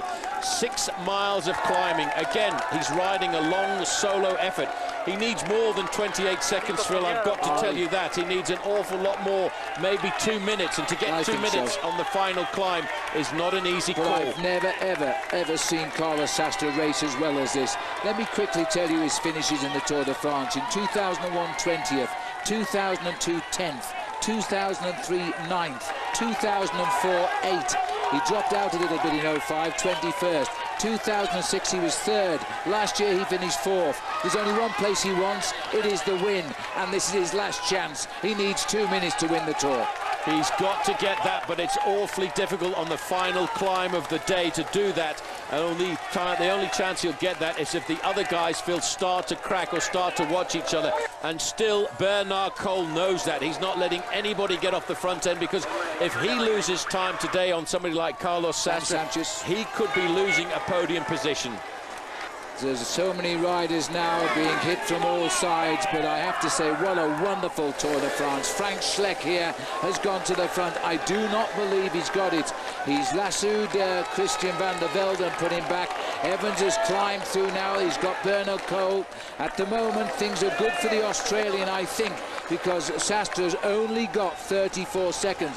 But by the same token, Paul, and an attack by Schleck. Was Schleck kidding us all here? There's a reaction from Cole. This is a huge effort by Schleck. He looks back, you know. I'm not sure he can ram this one home. Cadel Evans doesn't look like a man in trouble. Neither does Bernard Cole, who keeps dragging himself back. But I think the Schleck brothers, Phil, are playing with this group a little bit. They're launching these attacks to take the impetus out of the organisation of any chase behind Carlos Sastre. And when they slow down, it's going to give advantage to Sastre. And look at that, 40 seconds. Valverde now says, OK, He's looking for 3 minutes and 23 seconds, and we thought he'd written himself out in the Pyrenees. The champion of Spain has got the Schlecks on his wheel, and he's split him away from Cadel Evans and Bernard Cole. Well, that was a big move, and now they're going to put Cadel Evans on the defensive. Cadel Evans is on the wheel of Bernard Cole, and he knows he's got to move. This is the effort. Look at the face of Andy. Andy Schleck looks over and says, bro, let's go. Well, this is it now. They've got the gap. They've broken the elastic. Evans is on his own. He's got to get him up there. He's followed by Christian van der Velde. He's followed by Bernard Cole. And this is a huge effort. Now, one thing about Cadel Evans is he's an absolute fighter. He will fight. He'll try and stay in the bike race here this afternoon. Alejandro Valverde set that up. He nods down, and there it's all down, though, Phil, by Cadel Evans sitting on the wheel of Van der Velde. Van der Velde is riding a superb Alpe d'Huez here this afternoon, and Bernard Cole is the man now put into difficulty. Well, I have to say that's his own fault. It is every man for himself here. I'm not sure, and you can never prove it, but I reckon Valverde's got a little deal going with the boys from Luxembourg. Now they're still talking, and that's not allowed, but of course, who cares? This is the Tour de France. We're talking about the race win today. 9.1 kilometers to go. Schleck is trying, Andy that is, trying to get the spectators out the middle of the breakaway here. Now, Valverde carries on. Andy Schleck has not got it, I'll tell you right now. And Cadel is a little bit slow to respond, but still looks good. Well, Cadel doesn't have that acceleration on the slopes of a climb like this, Phil. What he does is he allows somebody to accelerate like a climber, then he slowly drags himself back up to make the contact, because it's like the other guys have got petrol engines and he's got a massive, great big diesel engine. But once he gets it up to speed, it's very difficult to slow him down. We're about 17 minutes away from the end of the stage. How much time can you lose? And that's what Cadel Evans will be reckoning now. Carlos Sastre, they stopped giving us a time check there. He must be close to his race lead, though, of 49 seconds. He's got 23 of them just now. Those counter-attacks by his own teammates is damaging Sastre's lead. Yes, but it may well pay into his advantage down towards the end, because what these accelerations and decelerations will do will take the will of the other guys in this group away from chasing down. Look at Bernard Cole. He was the man who was doing most of the pacemaking on the front before to try and pull back the breakaways. Now he's been put onto the defensive. And where is the select group? And Stefan Guibert has somehow got himself in there, the oldest man in the race at 38, riding with the elite of the Tour de France. And there goes another attack there. That's Efrakim who's just launched the attack. It's counted. It's Cole who comes up alongside Andy and Efrakim. Well, they're all together. I can't imagine how Matt White is getting on. Let's find out. I'm back. This is all for everybody now. Well, we still see here the man who's the oldest rider in the race here, Stefan Guibert. This is Valjevic on the back, sorry, he's now lost ground. Denny Menchov just trying to hold those yellow cars up ahead in sight, but he's losing yet again more time as Andy Schleck tries to again put a nail in the coffin of Cadel Evans and Bernard Cole. Well, I'm not really sure why Cole keeps chasing across after these groups, Phil, but he's got himself the gap this afternoon. Andy Schleck looks the most comfortable to me of all of the riders in this group, because he is doing the work. He's marking all of the moves. Again, Van der Velde's got the legs to come across this gap, and he knows Frank Schleck very well. Let's not forget they used to be teammates on CSC together. Well, they text each other after Frank got the yellow jersey, but they both want the yellow jersey. They're not friends now. Cole has struggled up behind Andy. These boys are all on the limit of their ability, and they're almost equal. It's all a question as to who can put the attack in when the others are just feeling a bit rough. Team manager of CSC charging across the gap. Have a quick look at that time gap there, Phil. 55 seconds. The fact that these guys keep attacking and slowing down means they're actually playing into the hands of Carlos Sastre, who's riding at his own sensible pace all of the time. Every time they attack in this group, they each into his lead, but then they slow down too much and they give the advantage to Carlos Sastre. Carlos Sastre is now the race leader of the Tour de France on the road. If he gets to the top, he'll be the 7th leader of this extraordinary event. The record, by the way, is 8 different leaders.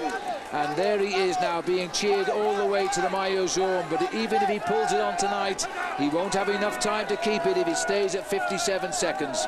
No, it's going to be a little bit too short for him. He's looking for at least another 1.5 minutes on today's stage, Phil, because let's not forget he starts the day 49 seconds behind his teammate, but he's also 41 seconds behind Cadel Evans in the overall classification. So he needs to start the time trial with at least 2 minutes lead. And again, there's another move move coming from AG2R. Well, this is incredible. The way these guys push it home, I really don't know. I think this is Valjevec who's gone now. And again, he just creates a ricochet reaction from these boys. But Andy Schleck, every time, Phil, is the policeman. And I tell you what, Denny Menchov is slowly but surely pulling himself back into this group. And that's an indication that with these accelerations and decelerations, their average speed is not as great as that of Carlos Sastre. There you can just spot... Christian Vande Velde is going to give it a go. He's going to go. He needs a little bit of time to have fight back into a podium position here. He lost time yesterday when he crashed on the way off the bonnet. And that's why Andy Schleck has marked Christian Vande Velde and taken brother Frank back to the front. Well, Cadel Evans on the wheel there of Alejandro Valverde. The Schleck brothers, I have to say, Phil, I don't think they're in difficulty. Today they're chasing all of the moves, giving the advantage to their man Carlos Sastre. Dragging his way back into this race is Bernard Cole. He spent a lot of energy in the early part of the climb.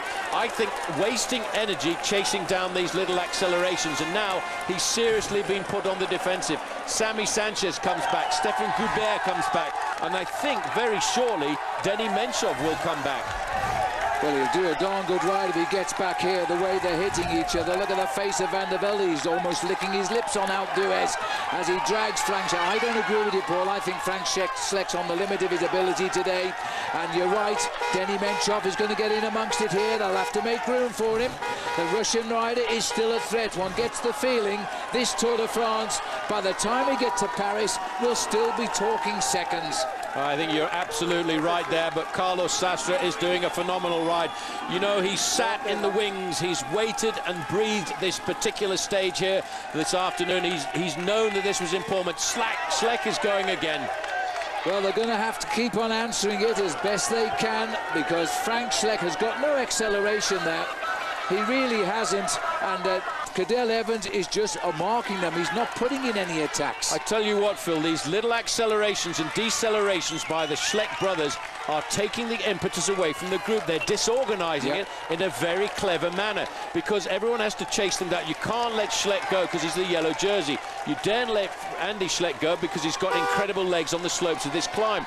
Evans now is slowing down, and that's going to give you, the next time we get a time check, possibly 1.5 minutes at the moment. Carlos it's Sastre. 77 seconds, 1 minute 17 seconds. Advantage Sastre. I take my hat off to him.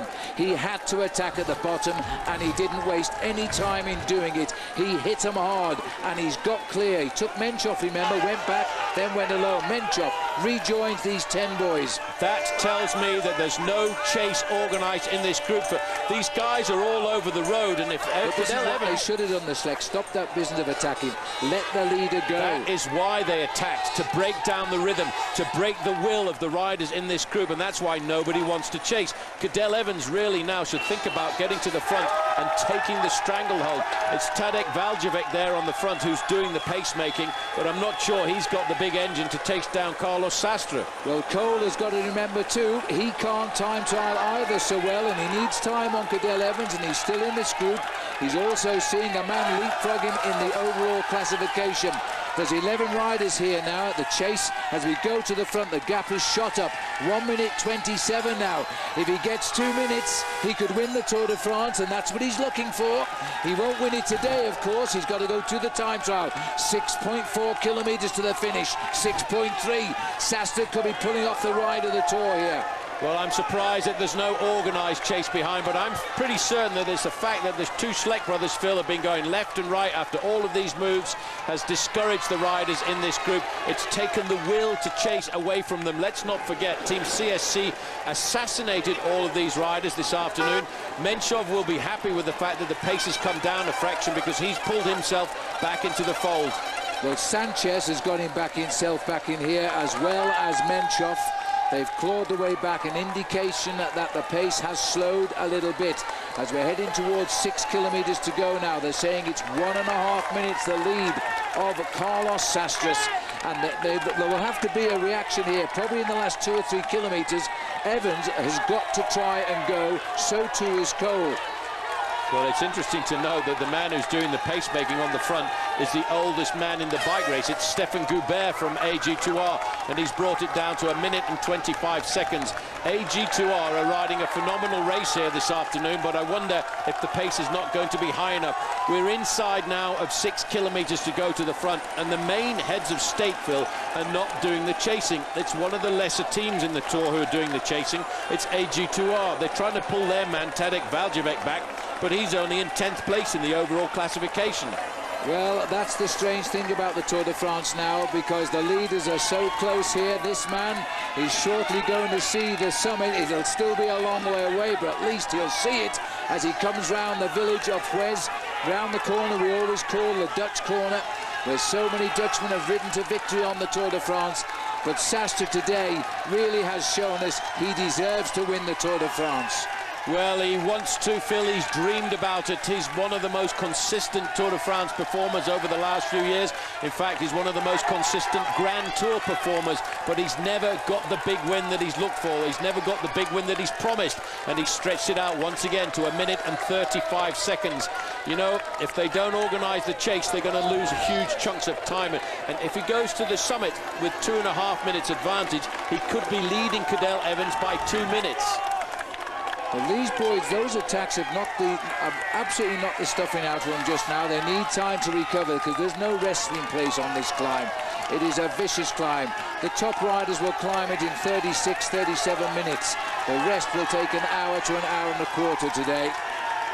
There's plenty of Australian flags here. There's even a British flag here. Well, the British riders have had their moment. 4 stage wins by Mark Cavendish.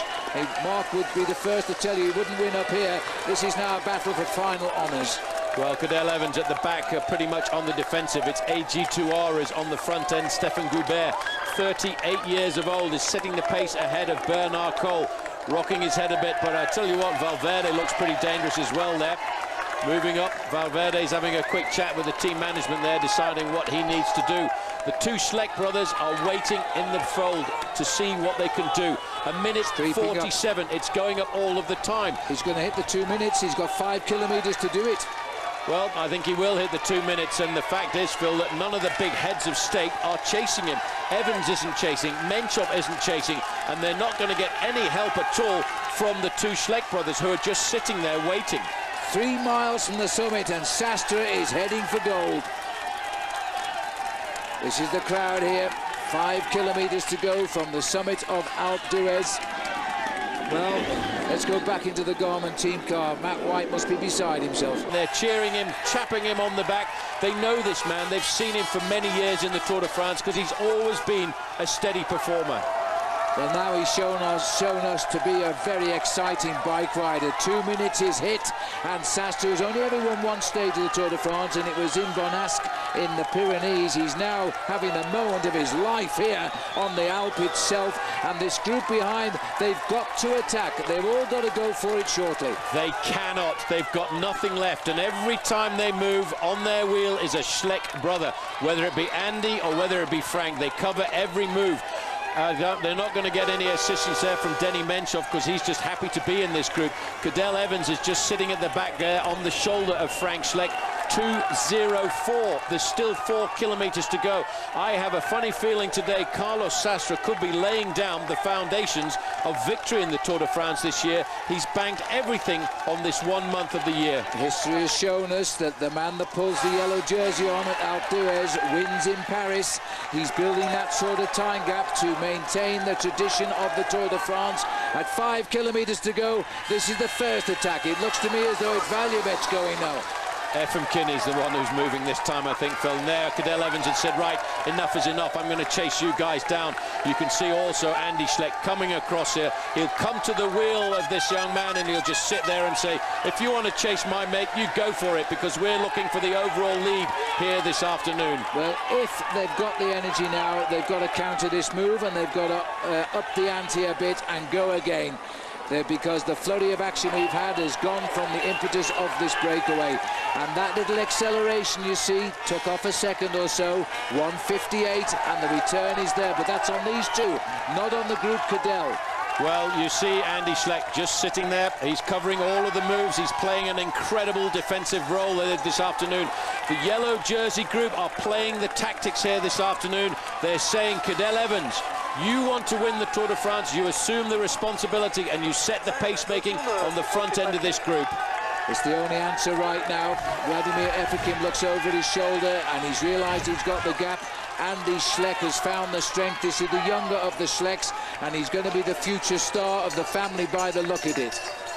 Valverde is the man lifting the pace on the front here now. He wants to pull it all back together as well. I have to say, Alejandro Valverde has found his legs here in the Alps this afternoon, and he's pulling himself right up to Efrekim and Andy Schleck.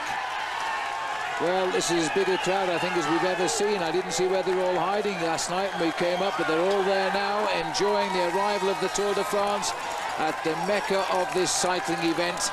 And still at 1:53, this counter move is shutting it down, but these two riders really don't affect the yellow jersey. It's still on the shoulders of Sastre. Yeah, but what's going to happen now, Phil? They've called them up. Cadel Evans has seen this. Evans and he wants to keep the end. He's lifted the pace. He wants to lift the pace. He really just needs to ride a time trial now, Phil. He's seen that he's got 3.5 kilometres to go to the finish, and he has to ride this final time trial. He has to now ride the time trial like the one he's going to ride on Saturday. He's got to use everything he's got in his body now to reduce that time gap. This is the ride we're looking for. Cadel Evans, the Australian, has taken control. He knows if he's to win the Tour de France, he must not allow Sastre to get 2 minutes. He knows that in his mind. I think he fixed before the start of today's stage how much time he could lose on this mountain, and the time gap is stretching out again to over the 2-minute mark. But for Evans, he's got to ride his heart out here at 4 kilometres to go, Phil, to get himself back into a shot at winning the race in the individual time trial at the end, because Carlos Sastre is going to win the stage, but the question will be how much time has he been able to put between himself and Cadel Evans. And the answer is, we're not going to know this answer till Saturday, at least right now, because Cadel Evans is reacting to the situation. 2 minutes 8 might just be enough. Sastre pushes on. Absolutely terrific cycling by Carlos Sastre. This is a phenomenal performance by this man, and it was a performance that was set up by his team. As soon as they came away from the town of Embrun this morning, the front of the main field was covered by Team CSC, set up by Stuart O'Grady, set up by Nicky Sorensen, by Fabian Cancellara. This man has come out on the slopes of Alpe d'Huez this afternoon to repay the work that was done by his teammates. They laid the foundations for this move, Phil. They assassinated everybody in the race here this afternoon, and they left it up to their man to go out and finish it off on Alpe d'Huez. Look at that clock, though. Evans now is losing a bit of impetus again. He got the courage a few moments ago, and now it's hurting him. 2:15 is the gap. Cadel Evans now knows he's got no friends here now. They know you want to win the Tour de France, you get up front and do the pacemaking. CSC, after a day of working for their man, have played all of the cards, and the ace is now up the road as we approach Alpe d'Huez itself, where the crowd are now behind the barriers here. Carlos Sastre will shortly flick around that far bend. He's riding through a noise of people here. 2:13 the gap. It is Carlos Sastre versus Cadel Evans, and the way it's looking, one will win the Tour de France. Well, Cadel Evans wears number 1, and he has to take complete control when you are the favourite, Phil, and Cadel Evans was, before the start of this Tour de France, the number 1 favourite to win this bike race. He now has to take responsibility, and you're right, there are no more friends in this group, but the two riders from CSC, Andy Schleck and Frank Schleck, are a psychological anchor on the back wheel of Cadel Evans here this afternoon, because he knows he's dragging the Schleck brothers up. Look at the flags of Luxembourg. It's an absolute tunnel of flags of Luxembourg. Valverde is gone now, and the Cadel won't have an answer to that because he's been making all of the pace. Frank Schleck has marked Valverde. I have a feeling these two have had a bit of a discussion. Valverde now opens up the attack, and Evans is going across the gap because Frank doesn't have it. I tell you what, Christian Vande Velde is putting in a great performance here this afternoon, because he is chasing down all of these games. Evans has got to keep the tempo going. He dare not slow down at all, because if he does, that will be reflected in the time advantage of Carlos Sastre at the end of the day. Look at the face of Denny Menchov. Andy Schleck looking over his shoulder here. This young kid in the white jersey, Phil, 1 year is going to win the Tour de France. He is such a phenomenal climber. Give him a couple of years to improve his time trialing ability, and the way he rides these climbs, he's going to walk away with the Tour de France in the next 5 years. It may be even next year, so Cadel better win it this year, as he puts in another bid here to become Australia's Sportsman of the Year, because he's ridden a race all by himself and he's taken everything thrown at him. 2:17 is the gap. Cadel knows, he'll have it in his ears. His manager will have told him, you've got to limit that escape, Cadel, because if you don't, you won't take that time back in the time trial. Carlos Sastre, it says on his helmet and it says in his heart here this afternoon, as he digs deep, he's looking for the Flamme Rouge, he's looking for the 2 kilometre to go banner. He's got to ride this time trial of his life, and at 2.15 kilometres to go, he's got 2.15 seconds advantage over the group containing all of the main contenders.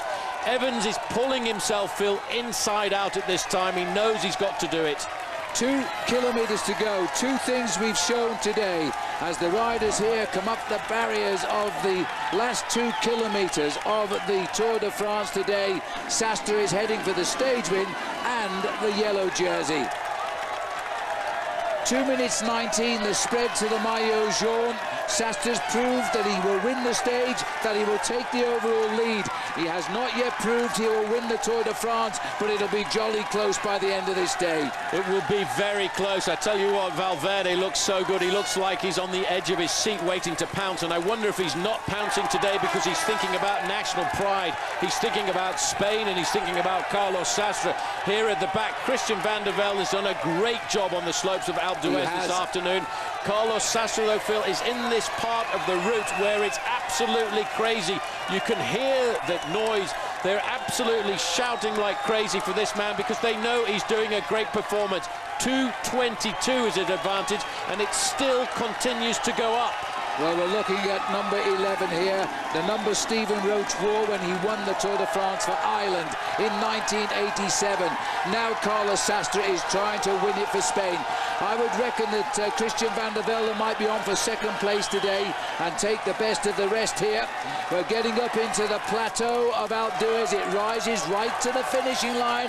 Cadel Evans has got to drag these boys up. He's got to keep thinking time and not position. He must not think about finishing second or third on a stage like this, Phil, as we now looking at almost 2.5 minutes. Looks over his shoulder to say, am I getting any help at all here this afternoon? The answer is no.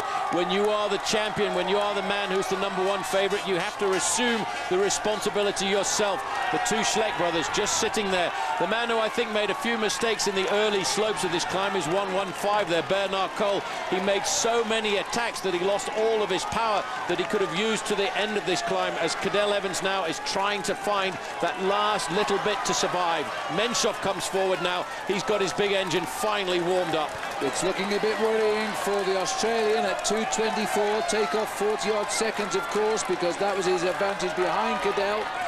Menchov is there as well, haunting on the right-hand side. Valverde is waiting to dash for the line for the sprint as well.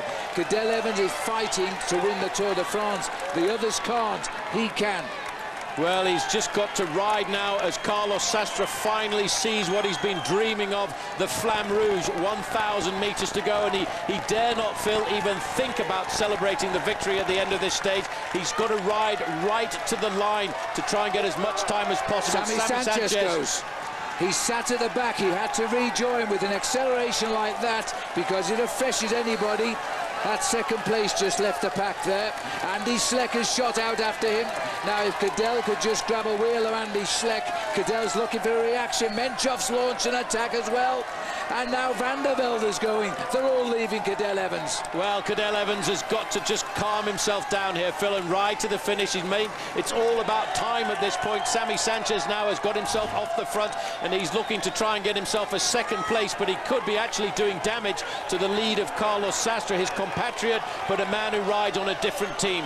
Well, the thing is, he'll provide a carrot now for the others to chase. It might just reduce the lead of Sastre by a little bit. Cadel Evans still driving here, and there's Sastre dodging the barriers now as he heads for the finish. Well, Van der Velde has gone behind as well in a very fast reaction. Now inside of the last 400 or 500 metres, Carlos Sastre looking around those corners. Where's the finish line? But what's important, Phil, is the time on the finish line. He's got to get himself around this corner. He's straightening up for the finish line, one of the most famous finish lines in the sport of professional cycling, the summit of Alpe d'Huez, 150 metres.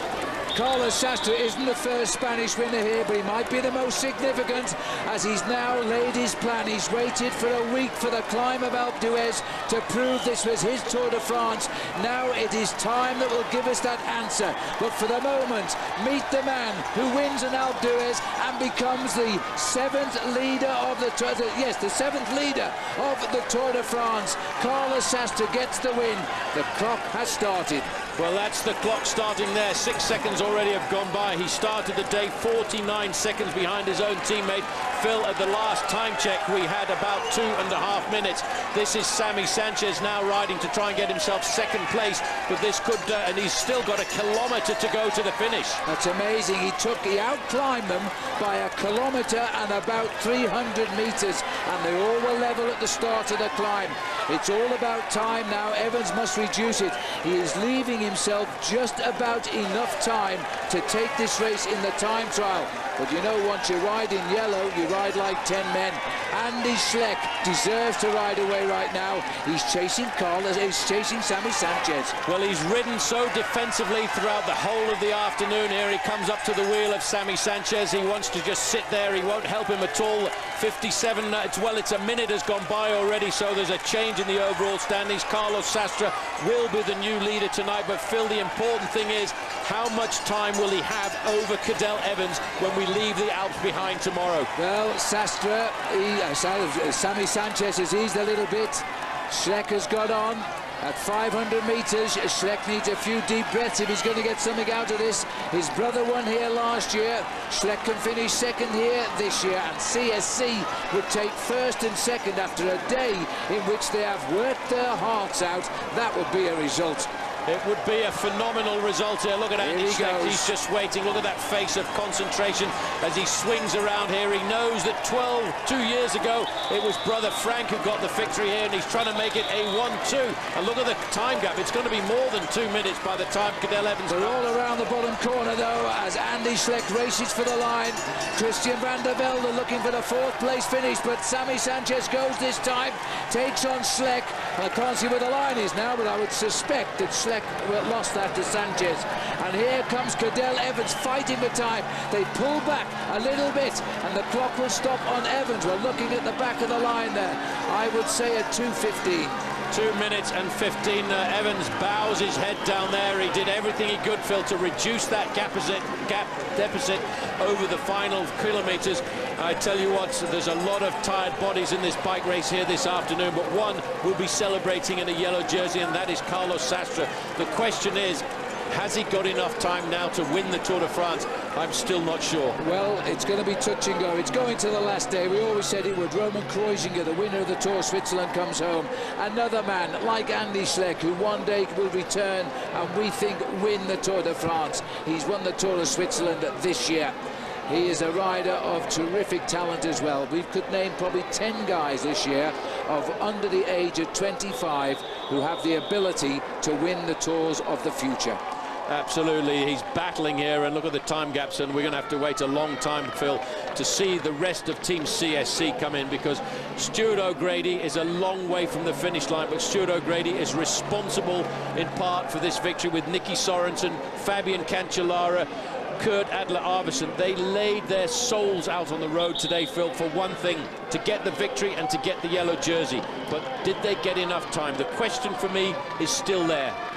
It's still there for me too, Paul. 1 minute 10, 1:25 is probably the gap between Sastre and Evans. And I would think in the time trial, it's a hard time trial, he has a real chance to, it might be even better than that actually, might be about 1 minute 20. We're waiting for the official times to come up. it's going to go down to Saturday. There's the stage result. We can see that, in fact, we have in 7th place Cadel Evans, and he is at 2 minutes 15, looking across the road here. Van der Velde the same time, he's crossed the line 9th. Well, what a day on Alpe d'Huez, Andy. The Schleck boys rode a brilliant tour today, and it was thrilling to watch as they continue to come in. This is David Moncoutier now. He's on his own this time as he races up to the line. The average for the day, just about 21.5 miles an hour over all of those mountains. As Moncoutier comes in at nearly 5 minutes behind, we know we have a new leader in the Tour, but we don't yet know if we have a Tour winner. It's still close, as it was. Schleck, same time. Valverde at 2:13. Frank Schleck, same time. That's the top 5. Can we show you any more? Yes, Efakine was there. Cadel Evans given the same time as Frank Schleck. Bit generous by the organisers. Denny Menchov in 8th, Valverde 9th, and Bernard Cole in 10th. All timed at 2 minutes 15. Kreuzner came in 11th at 3:11. Valjevec at 3:36. Stefan Goubert, 38 years of age, 13th at 3:50. Nicolas Vogandy, the champion of France, at 5:16, completes the top 15. Might have a few more for you. Well, looking down there, Cunego dropped away again, 5:32, 18th. Kim Kirken lost his chance today at 6 minutes 1. Frankie Andreu is now with the winner of the day and the new maillot jaune. Carlos, everyone was wondering what the strategy of CSC was going to be today. You had a fantastic day, and it must be a great feeling to not only win the stage, but also to have the yellow jersey. I think that the team did a fantastic job, and we came to this Tour de France for fight and for try everything, you know. And the team controlled the race yesterday, today, and today we had in the plan just try to win the stage. And without the help of the team and without that fantastic job today, it will be not possible just do what we did, you know. But we are really happy for taking the yellow jersey. And without the freedom of Frank and Andy Schleck, this moment for sure will not possible, you know. And they sacrificed for myself, and I can say thank you very much to all of them.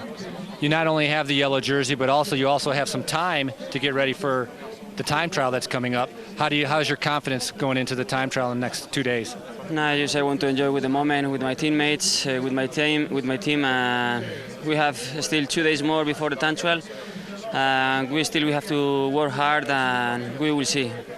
Enjoy some champagne tonight. Thank you very much.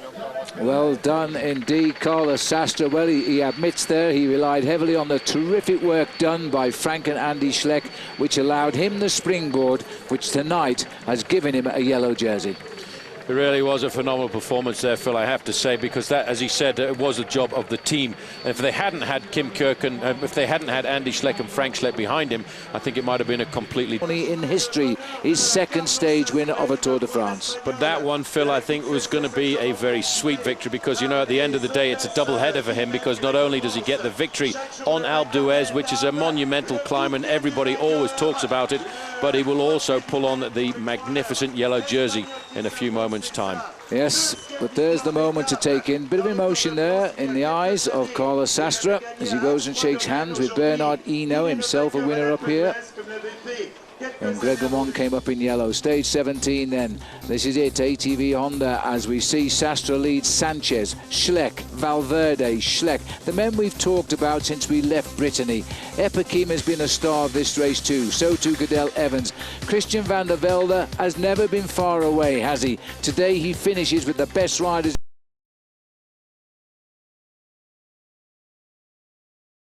They turn north for Saint-Etienne, 330 miles from the finish in Paris. There's still no clear indication as to who will win this race. Another beautiful day, around about 82 degrees Fahrenheit. And the crowd here in Saint-Etienne are ready for the arrival of the Tour de France. It's going to be a most interesting day, posing the question, who is or who are the pretenders for the yellow? This morning, it's some 54 kilometers still to go, 54 miles still to go. This is the peloton, 150 riders setting off down the valley from Bourg d'Oisans. The Alpe is over their right shoulder. And early on there was a crash, and not a nice crash at all. On the right there is Damiano Cunego, his face hitting that wall. and he sat on the road here for a full 7 minutes while the medical people patched it up. And I can tell you, currently, escorted by 3 teammates, he's over 20 minutes behind the peloton. Then came the first sprint. It was in Grenoble itself, with Frédéric Pichot and Bjorn Schroeder and Stefan Ogier slightly ahead of the field. You know, these riders got pulled back into the fold, and there was a fresh attack. This time it was Carlos Barredo of Team Quickstep, very rapidly joined by Marcus Berghardt, and they were lining themselves up, Phil, for the first climb of the day. Nothing like the climbs they've seen so far. It was a 3rd category, and a 3-man chasing group formed behind, of course, with Michael Astroloa in there as well, Romain Felu, and this looked like being a serious move. Once they got to the climb, though, it was Carlos Barredo who was the strongest, and he went over the top in 1st place. So Barredo was the man that threw the gauntlet down. He got away at 68 kilometres into the day of 196 today. Astroloa was in the chase group behind, along with Christophe Lemaivel and Romain Felu.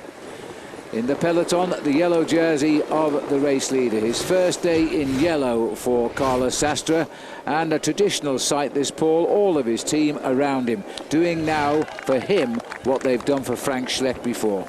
Absolutely. This, to me, is the best team in the Tour de France this year. It's a solid block of riders.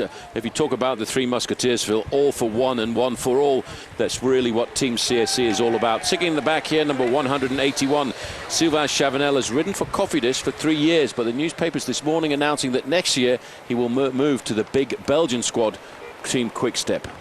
Well, they've had a poor tour, Quickstep, so they need to strengthen their act a little bit. They lost, or didn't possess, Big Tom Bonen this year in the Tour de France. The peloton are over 9 minutes now, so this could be a good move by these riders. It's not been easy to get a gap, though. Barredo joined by Marcus Berghardt over the top of the Col de Pomenier. And though so far, it's a good move by Columbia, though. Yeah, it's a very good move by Columbia. I think now that they don't have Mark Cavendish in their team anymore, he pulled out of the Tour before the big Alpine stages, and of course Kim Kirken, who's fallen away a little bit from the top end of the overall classification. It's kind of up to them, Phil, to look for these breakaways. These 3 chasers are still a long way down at 3.5 minutes, but just a slight correction. Damiano Cunego is 10 minutes behind the main field. He's 20 minutes behind the front end of the race, so he's still struggling along, and I have to say it's a very courageous thing to do that what Damiano Cunego is doing at the moment, Phil.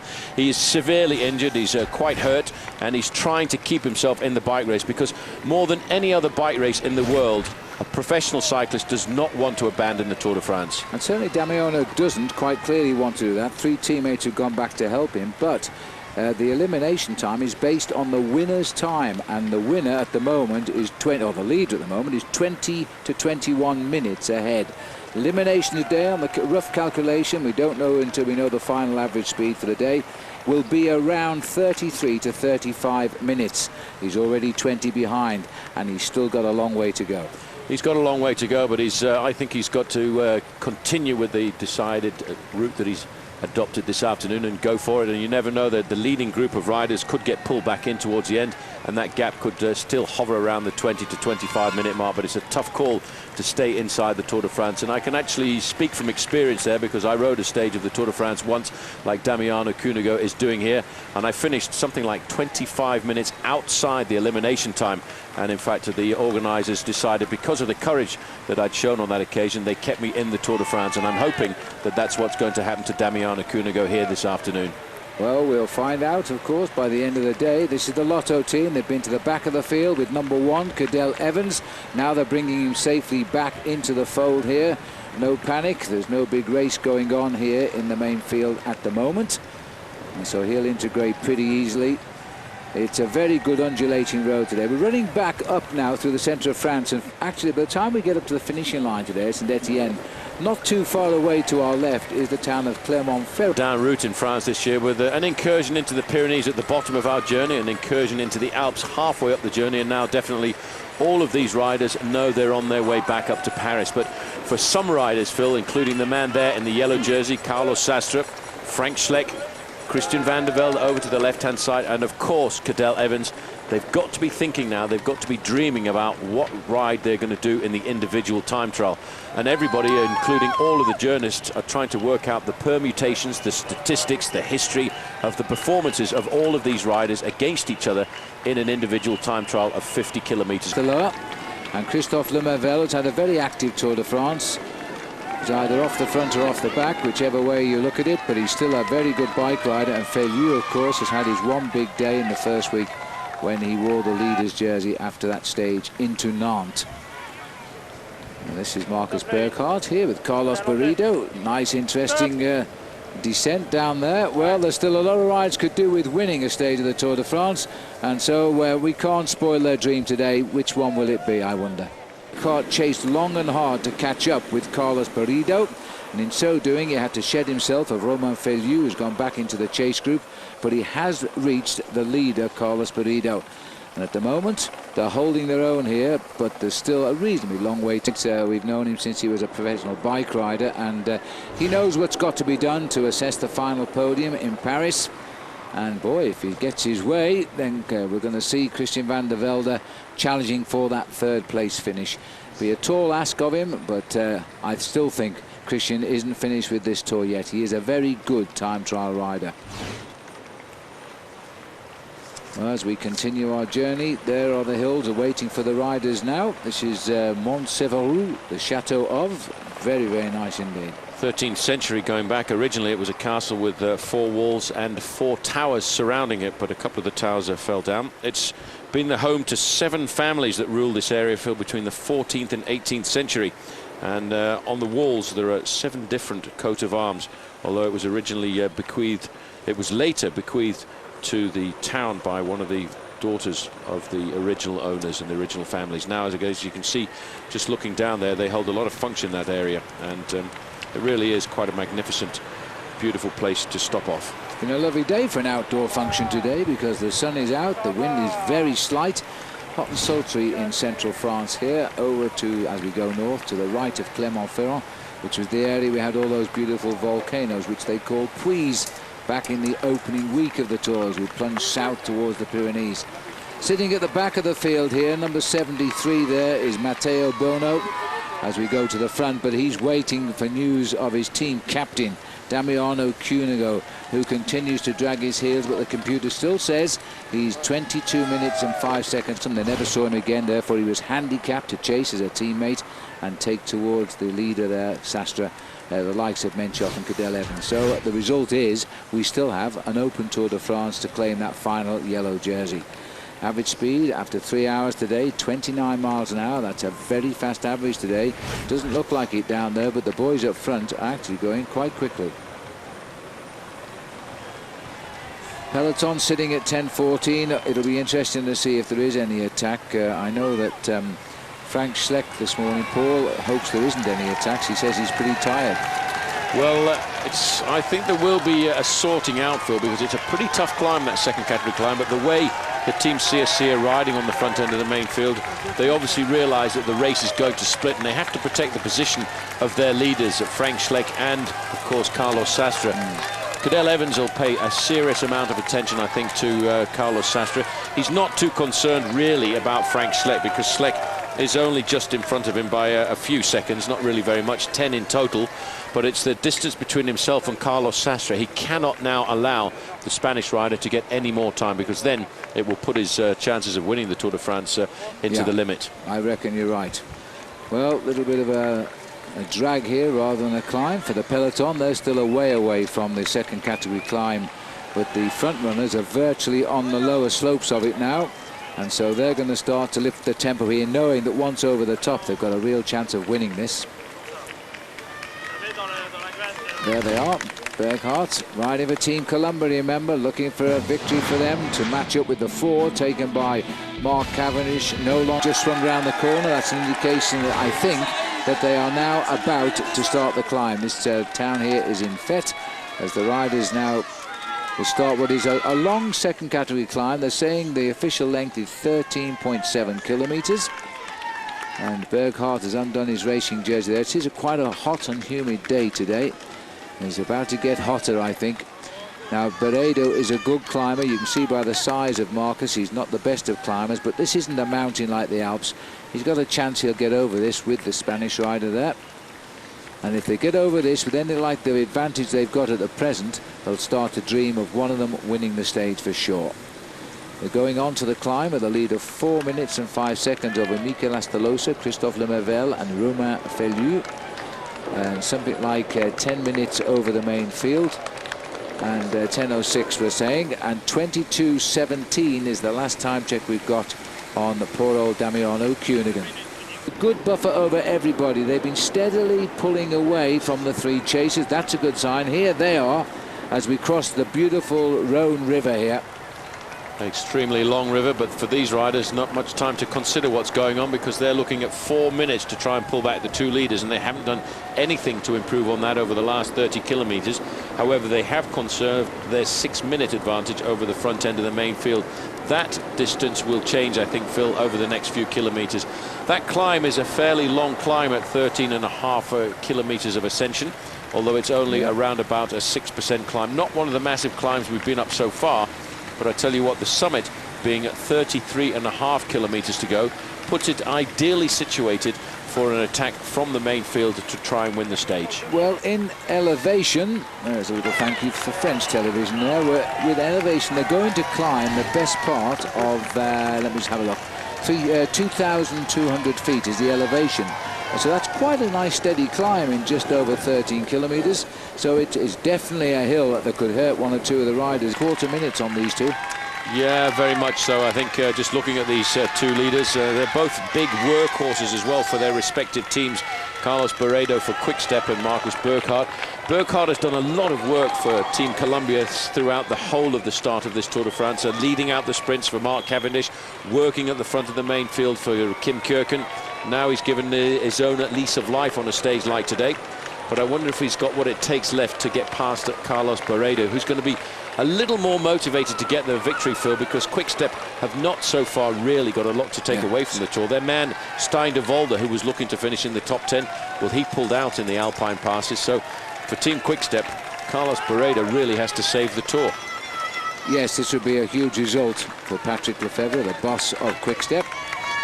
And this man can sprint, but I don't think he can sprint as fast as Burkhardt. So that means the little springboard just before the finish.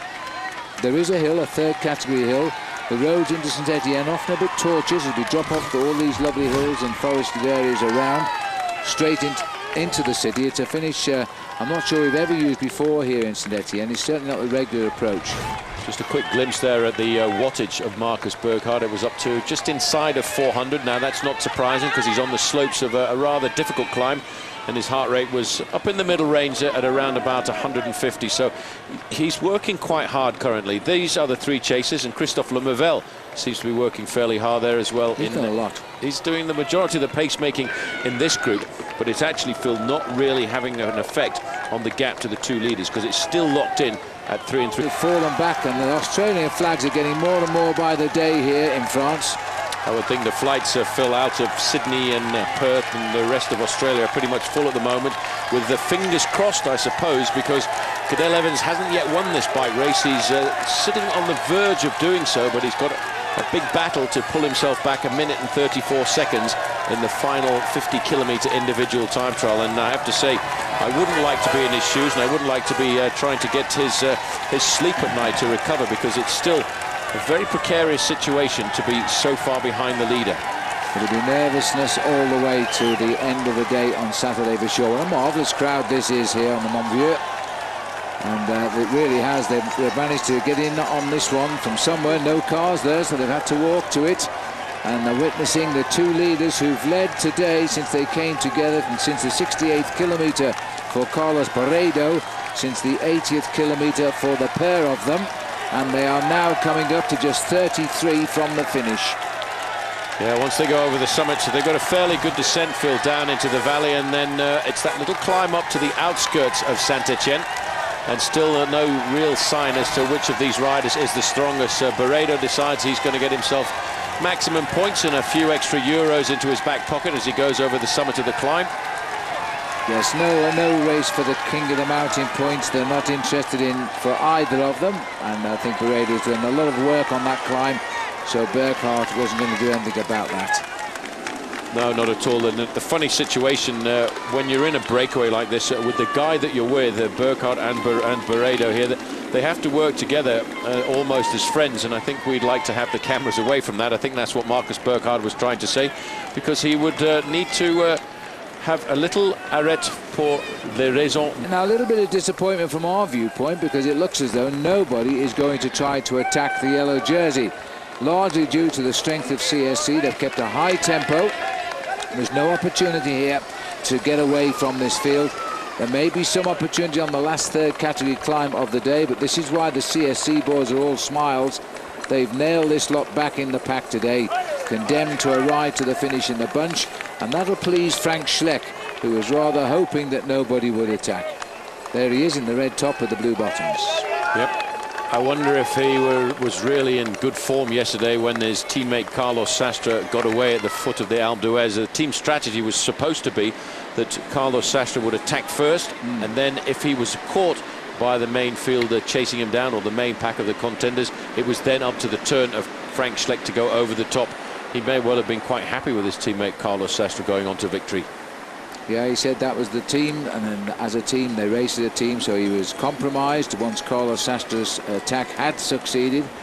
And even though he was wearing the yellow jersey, he couldn't attack his own teammate, so he had to pass his jersey over to Carlos, keeping it in the family, of course, and continuing an outstanding tour for CSC. On the way down we go now. Another tricky descent, but not looking too bad at the moment. Just a reminder to continue to enjoy our Saab Watch and Win sweepstakes. Versus.com/fly to the finish. A big prize is at stake, and the code word you need today when you log in is green jersey. As the peloton whip around that switchback down there, and you can tell by the fact they're all together, there's not a lot of action down there from the peloton. Plenty of work being done by the local farmers, though. The insignia of the Tour de France, 42, is the region number. We are now in the department of the Loire. Just checking down at the livestock, and nice to see them over there on the right-hand side and keeping away from the hay. All that food down there, they must think it's Christmas. They must think it's Christmas, absolutely. The two leaders probably think it's Christmas, but only one of these guys is going to get a present this afternoon. And it's difficult to pick a winner from these two, I have to say, Phil. Marcus Burkhardt won himself a Gent-Wevelgem last year in a very good sprint. But the question is, how much work and how much energy has he left on the roads of the Tour de France? So the gap at 44 kilometers is around about 10 minutes, and they're estimating the gap at the finish is going to be around about 4 minutes. O'Grady still on the front, moving forward. Julian Dean, champion of New Zealand. Well, this is a big moment for the peloton. They've seen 1 kilometre. They can tick off another climb of the Tour de France, and not a pedal turned in anger here. We thought they might have tried something, but they haven't done so, which means that they're a day nearer the time trial and no more time gained or lost by the respectives, which means that it could be coming down to the race of two. 25 kilometres to go for the two leaders of today's stage of the Tour. It wasn't an easy breakaway to build, this one, but now they've got it. They've got a 10-minute, 8-second buffer, and the three chasers in the lead, behind them rather. They're 6 minutes ahead of the peloton, but they're still 4 minutes ahead of behind these two. Yeah, just to explain, nasty bend. It's a very nasty bend. Just to explain why I think these riders are going to stay clear, Phil. After the summit of the climb, the Croix de Montvieux, they've got a long descent going down into the valley below, which is not an area where they're going to lose any of their advantage. And then basically once they get to Saint-Chamond, they've only got 15 kilometers to go to the finish. A small amount of that is uphill, the rest is totally flat, and I don't think the main field have got the power this afternoon to pull them back. Well, we saw that dam there. That was the Dorley Dam, which is fed by the Dorley River, which is a main tributary of the River Guia. Dam was built in 1973. And again, probably for hydroelectric reasons, the French really are the experts in conserving water and using it to generate power. But what is interesting about the use of water in France is whenever they build a new hydroelectric dam or hydroelectric scheme, they always have to put an evacuation water, a slipway, and that slipway has to be related to a canoe and kayak whitewater rafting course as part of their promotion of the sport. Cyril Dessel, who's distinguished himself on the Tour de France this year with a win in the Alps. So they're all happy with that French rider now, giving the French 2-stage wins. And by the look of it, no chance today of an additional third. David Miller over on the left-hand side with the blue shoulders to his jersey, and that's to look after Christian Van der Velde, who is right up behind him. Van der Velde not taking any risks at all, which is why you can see him riding up at the front end of the main field. I've got to say, Christian Van der Velde, Phil, yesterday was absolutely superb. He rode at the front end of the main field, but he was not scared at all of attacking either. So the peloton are over the top. The gap is still 10 minutes. The two up front, I think, have got this one today. Here we are with the two leaders again. We've gone right back up to them. I'm not sure what Carlos Barredo is saying here. As he pushed on there, Burghardt's come back up pretty quickly. I'm not sure what Carlos was trying to indicate to Marcus Burghardt. But you look at the two difference in the sizes of these guys, and guess which one's the sprinter. And Burghardt's still indicating, I don't quite understand what. It may become clear as we race towards the finish. The gap is 10:06 as they go over the top. The average speed in the first hour was 55.7 kilometers. That was really quick, and that was when these guys got away from the pack. Yeah, because that was creating a little bit of drag. Barredo looking over his shoulder, shaking his head there. He's talking to Burghardt. I have no idea what he's saying. If he's surprised when he brings him back, what does it matter? It's up to this man here to beat him if he can. Well, Barredo panicking a fraction because it's so important, really, Phil, for Barredo to try and get the victory for Team Quickstep. I think now he needs to give it up. He's tried his move at the place where he probably had the advantage on the climb.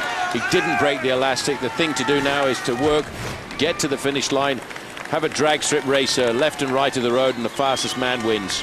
Well, this is one of Burghardt's greatest moments on a single stage of the Tour de France, the chance of a stage win, and that would be a terrific result for him anyway, and great for the team who've done nothing and are being criticised for it in the Belgian newspapers back home in their country. Well, this is a Spanish element of the Belgian team.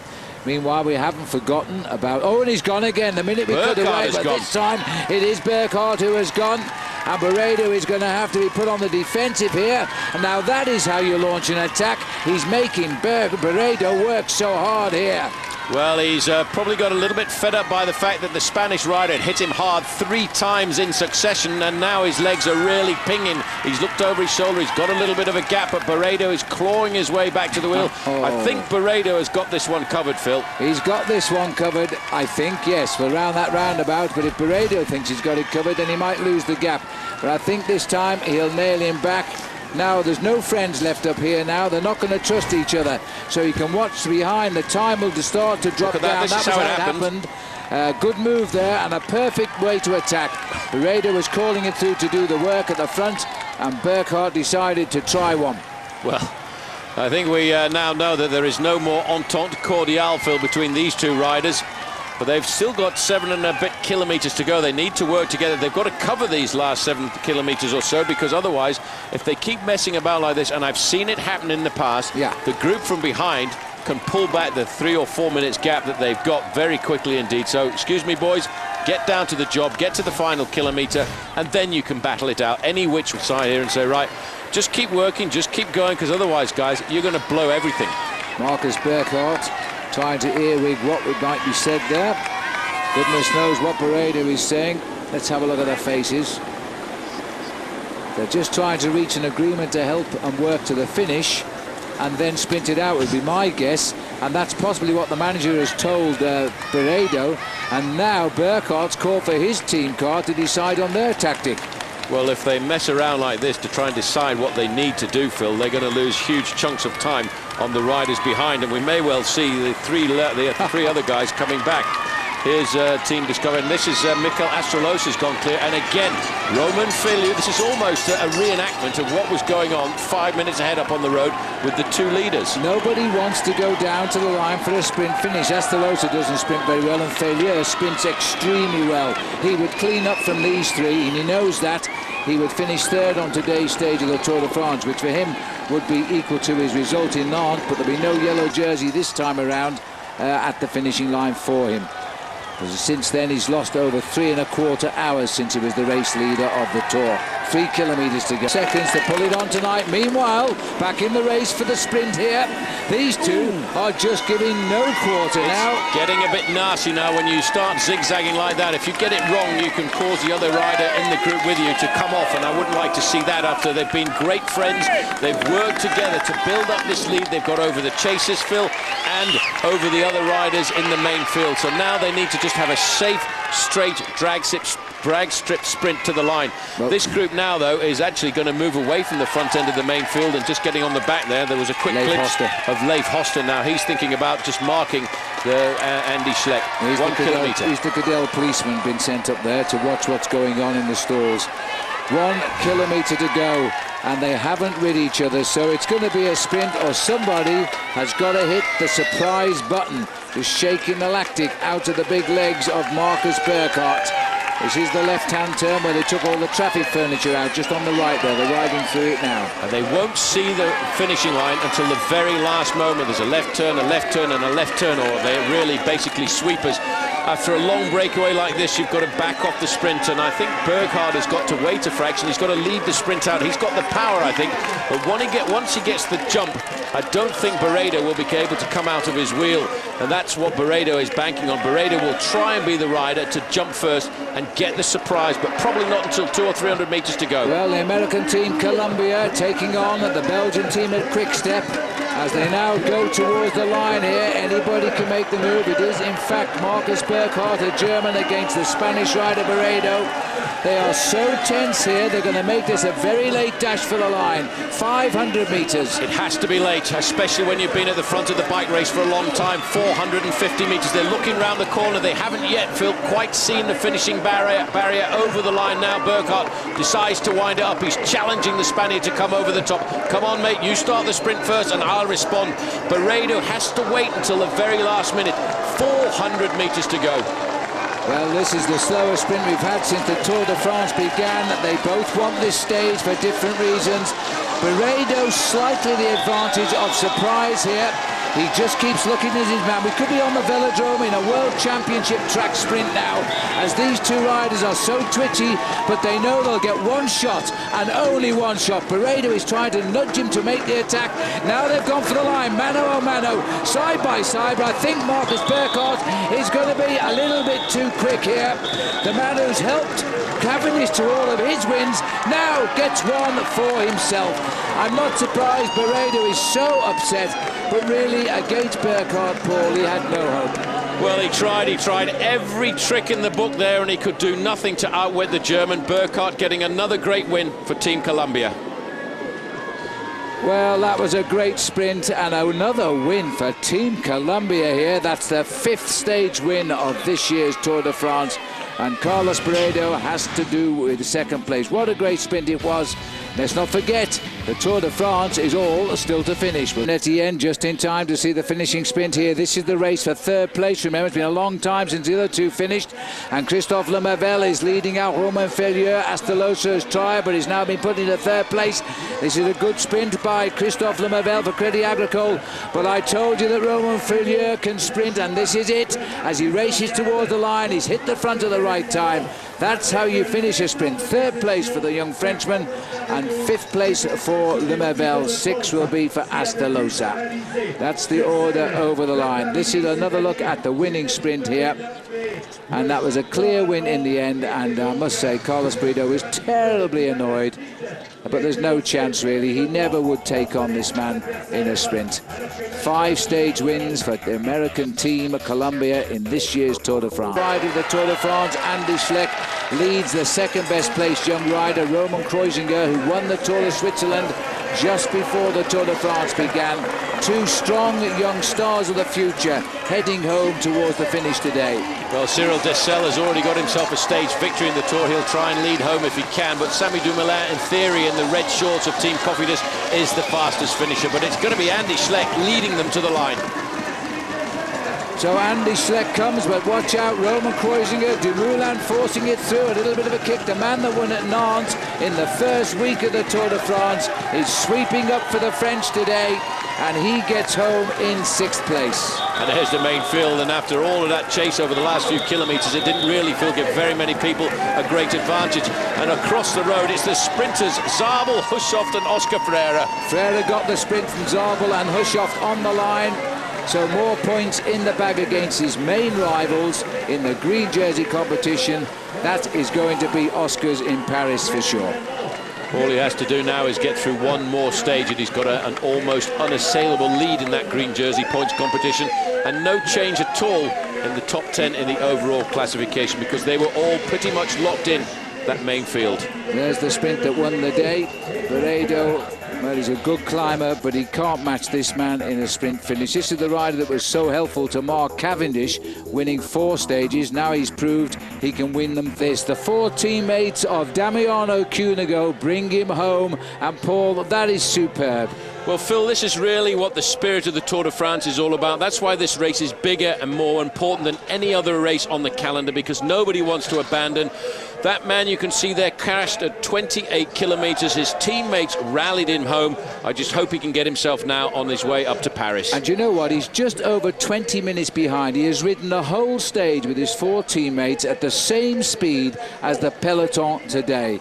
Absolutely tremendous. Marcus Burkhardt, a big boy, isn't he, Paul? But he's had a career really dogged by injury. Yeah, 2006 he had a serious knee problem which kept him out for almost the whole season. He came back and won Gent-Wevelgem and then had injury again to that knee.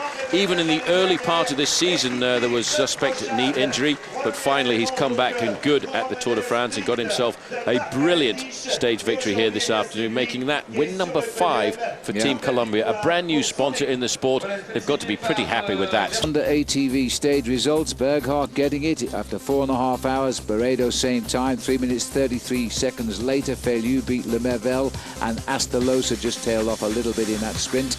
Further down, Samuel Dumoulin sprinting very well, brings the field home at 6:39 ahead of Cyril Dessel, Roman Kreuziger, Lefos. That wasn't the field, that was the little chase group. Andy Schleck making sure he finished in the same time in that white jersey at 6:39. And if we've got any more, we can show you there. That's the top 10. Further down, Oscar Freire brings the peloton home at 6:50, beating Zabel, Hushoft, Leonardo Duque and Filippo Pozzato there, Paul.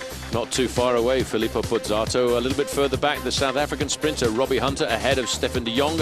Alessandro Balan in there at 18th, and rounding off the top 20, Sven Kraus. This is the award now for the yellow jersey, Carlos Sastre. You won't get a much easier day in the Tour de France to keep your overall lead. Nobody attacked him because he put his team on the front and set the tempo that nobody wanted to get involved in.